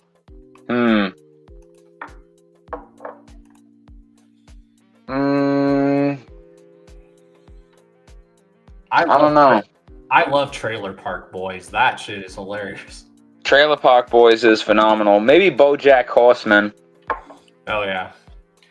Like me, it's always hard to pick, like, depending on the genre, but like my top 5 shows of all time are: number 1 is Game of Thrones. I don't care. Oh yeah. Then number 1 used to be, but it's number 2 still, is Breaking Bad. There you go, yeah. Then number 4 is Sons of Anarchy, and then did I say number 3 or number 4? Yeah, number 4 is Sons of Anarchy. Yeah. So let's see. I'm gonna do it again. Okay. Breaking Bad. Not Breaking Bad. Sons of Anarchy. God damn it. Now I'm getting stoned. Hold on. Okay. Game of Thrones, Breaking Bad, Sons of Anarchy, and then probably The Sopranos. That's probably my top 4. Top tier choices, my man. Yep. And I love those shows. Like I said, Breaking Bad for the longest time was number 1, and then Game of Thrones came out, and that changed the whole game. Yeah, it was a pretty good series, though. But currently on TV, I really am enjoying, even though I haven't watched season 2 yet, so no one spoil it for me, because me and my girlfriend are going to wait to watch it together, but is Squid Game. Yeah, that was good. Yo, you know what I really liked for a recent series was Baby Reindeer. Did you see that one? I don't think so. Dude, it's about this, like, lady stalker who, it's, like, based on a true story. Mm-hmm. It's fucking phenomenal, dude. I really liked it a lot. It's like a limited series. You know, it was a really good series, too, that maybe would be number 5 is probably the new Mike Flanagan series.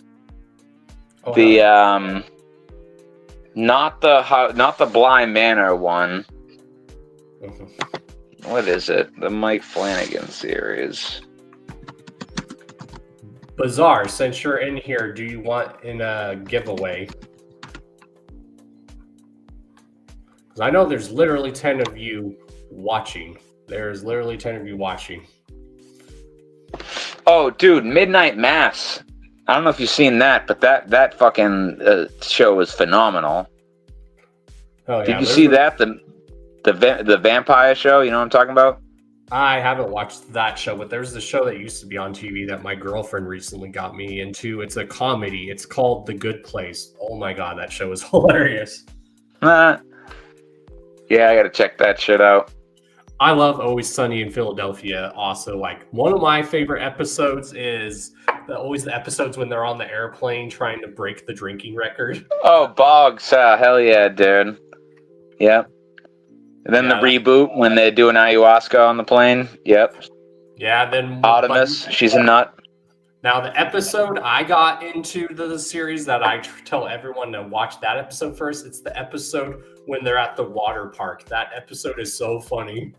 Oh, fuck yeah. At the end, dude, when the blood's in the pool, it's Danny, you know, I was saying this recently, Danny DeVito is the male Betty White, because everyone loves him. He's like 80-something years old. He's still killing it. He's going to do it until he's dead, you know.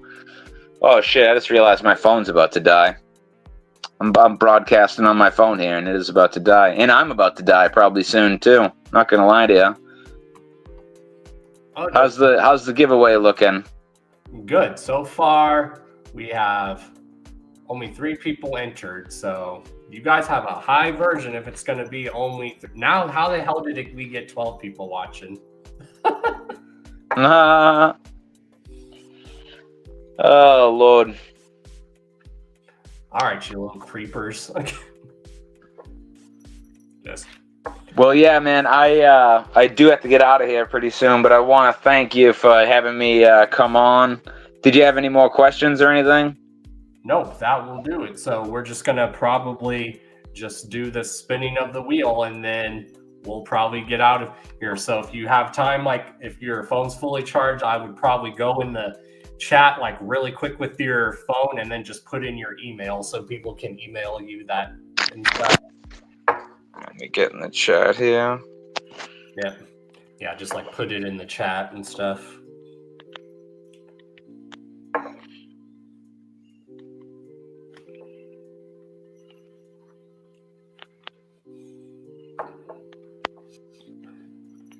So yeah, all right, we all right, I'll go ahead and try to copy that. Let's see. There we go.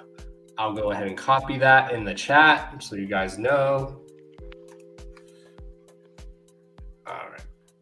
Actually, I'll just put it on the screen in advance and stuff. So let me just do that. That would probably be. All right, cool. I think I got it in the chat. I got a little link for terminalwellness.com. Anybody who's here hanging on, I swear to God, you check out terminalwellness.com. You might laugh at least 1, 2, or maybe even 3 different things. So go check out terminalwellness.com. If you want to hear some old school horrorcore type shit, check out Reverend Television on all platforms. If you want to hear some old school comedy juggalo type shit, check out Weird Die Young on YouTube, Spotify, everywhere. And Don Chaos, thank you again, man, for having me on the show. You're welcome, and you are always welcome back on the show. Like whenever you want to come on and promote something, or you know anyone that would come on the show, just have them hit me up, or you hit me up, and we'll schedule a day. Awesome, man. Thank you, anybody who's hung on and tuned in tonight, and whoever wins, I'll hook you up. And check out those sites. I swear to God, you'll love it. Happy New Year, everybody. 2 whoops for the Juggalos worldwide. Hell yeah. Whoop whoop. Later, man. Peace. Peace. Hell yeah, y'all. So we really only have 3 people entered in this giveaway. I know there is literally a few more of you that want to be entered. There's literally 5 more of you. Come on. I don't know who that's watching from Twitch, but someone's like watching from Twitch. So again, if you guys win, here is the email to message for your prize tonight. Again, you're getting free stickers and a movie prop from one of Reverend's movies that he directed. So I know there has to be more people that want to be entered, because I can literally see you. Yeah. We're literally only going to have 3 people entered. Wow. Okay. Then I guess we're going to do the giveaway, y'all. So let me get the wheel spinning. All right. Let me pull up the wheel. All right, y'all. Everyone, get ready. I want everyone to say, spin that wheel when you're ready for me to spin the wheel.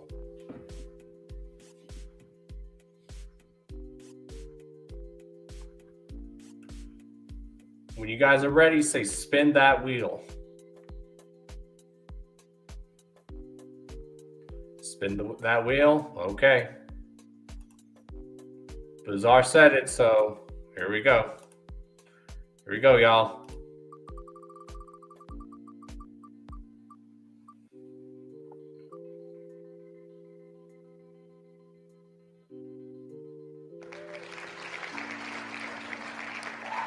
Hell yeah.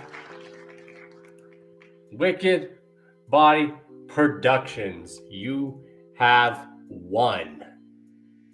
You have won. Congrats, man. Congrats for winning the first give of hopefully a few karma giveaways that we are going to be doing here on the Hours of Chaos podcast. Because we want to bring back the karma giveaways here every now and then on the show, and especially all the guests that I've had on the show or that will be on the show have always said that they will contribute to giveaways. So we're also going to be doing a giveaway tomorrow. So again, I will put the email on the screen one more time for you, just so you can hit up Reverend for your prize. So go ahead and just screen capture that email or whatnot, or let me know when you have the email. Wicked Body, let me know when you got the email. And yeah, congrats. Hit up Reverend. There's his email to secure your prize. We're definitely having a giveaway tomorrow. So usually after we have our guests on, we have a few topics that we're going to discuss, but we're just going to save that for tomorrow. Some of the topics for tomorrow. So you got it? Okay. Hopefully you guys really enjoyed this show tonight. It's good to be back doing the show. It's really good to be doing the show again. So tomorrow, make sure you guys tune in live, because who are we being joined by tomorrow? Do I have the flyer somewhere? I thought I did. Where is it? There it is. Make sure you tune in tomorrow, live on the Hours of Chaos podcast. Making her return to the Hours of Chaos podcast is the one and only Jane Doe.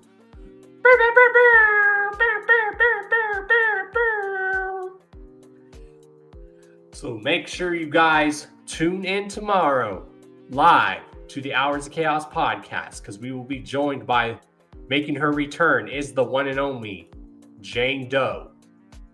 And she's going to contribute to a giveaway tomorrow as well. Like I said, a lot of the guests are now going to start contributing to giveaways here on the show, and I think that's cool. And that's why we're calling them karma giveaways, because we're going to continue to do what Dawn Chaos has always done, and that's spread good karma to you guys and uplift each other in this community. We got this, y'all. Fuck the negativity and fuck the drama.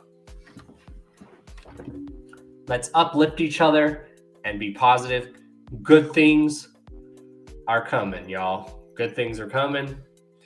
You know, obviously this year we're going to make sure that Don makes his return to the gathering of the Juggalos. So make sure you guys like and subscribe, thumbs us up, share this everywhere. And yeah, shouts to my sponsors, Blind Death Clothing. Check them out down below. Also, check out our guests' social medias down below. We always link our guests' social medias down below to where you can follow them on social media, where you can buy stuff from them if they do music, where you can listen to their music down below. And yeah, again, and also get yourself some official Chaos strip, y'all. That is my official merch store down below. And with that being said, get ready, chat, for the sign off. You guys already know who I am. I am Mr. D to the O to the N to the C to the H to the A to the O to the S. Your friendly neighborhood JUGGALO. The Karma Millionaire. If you don't know, now you know. And if you still don't know, well, then it sucks to be you. Later, y'all. Whoop, whoop. See you guys tomorrow. Again, our guest tomorrow is going to be the one and only Jane Doe. So make sure you guys tune in.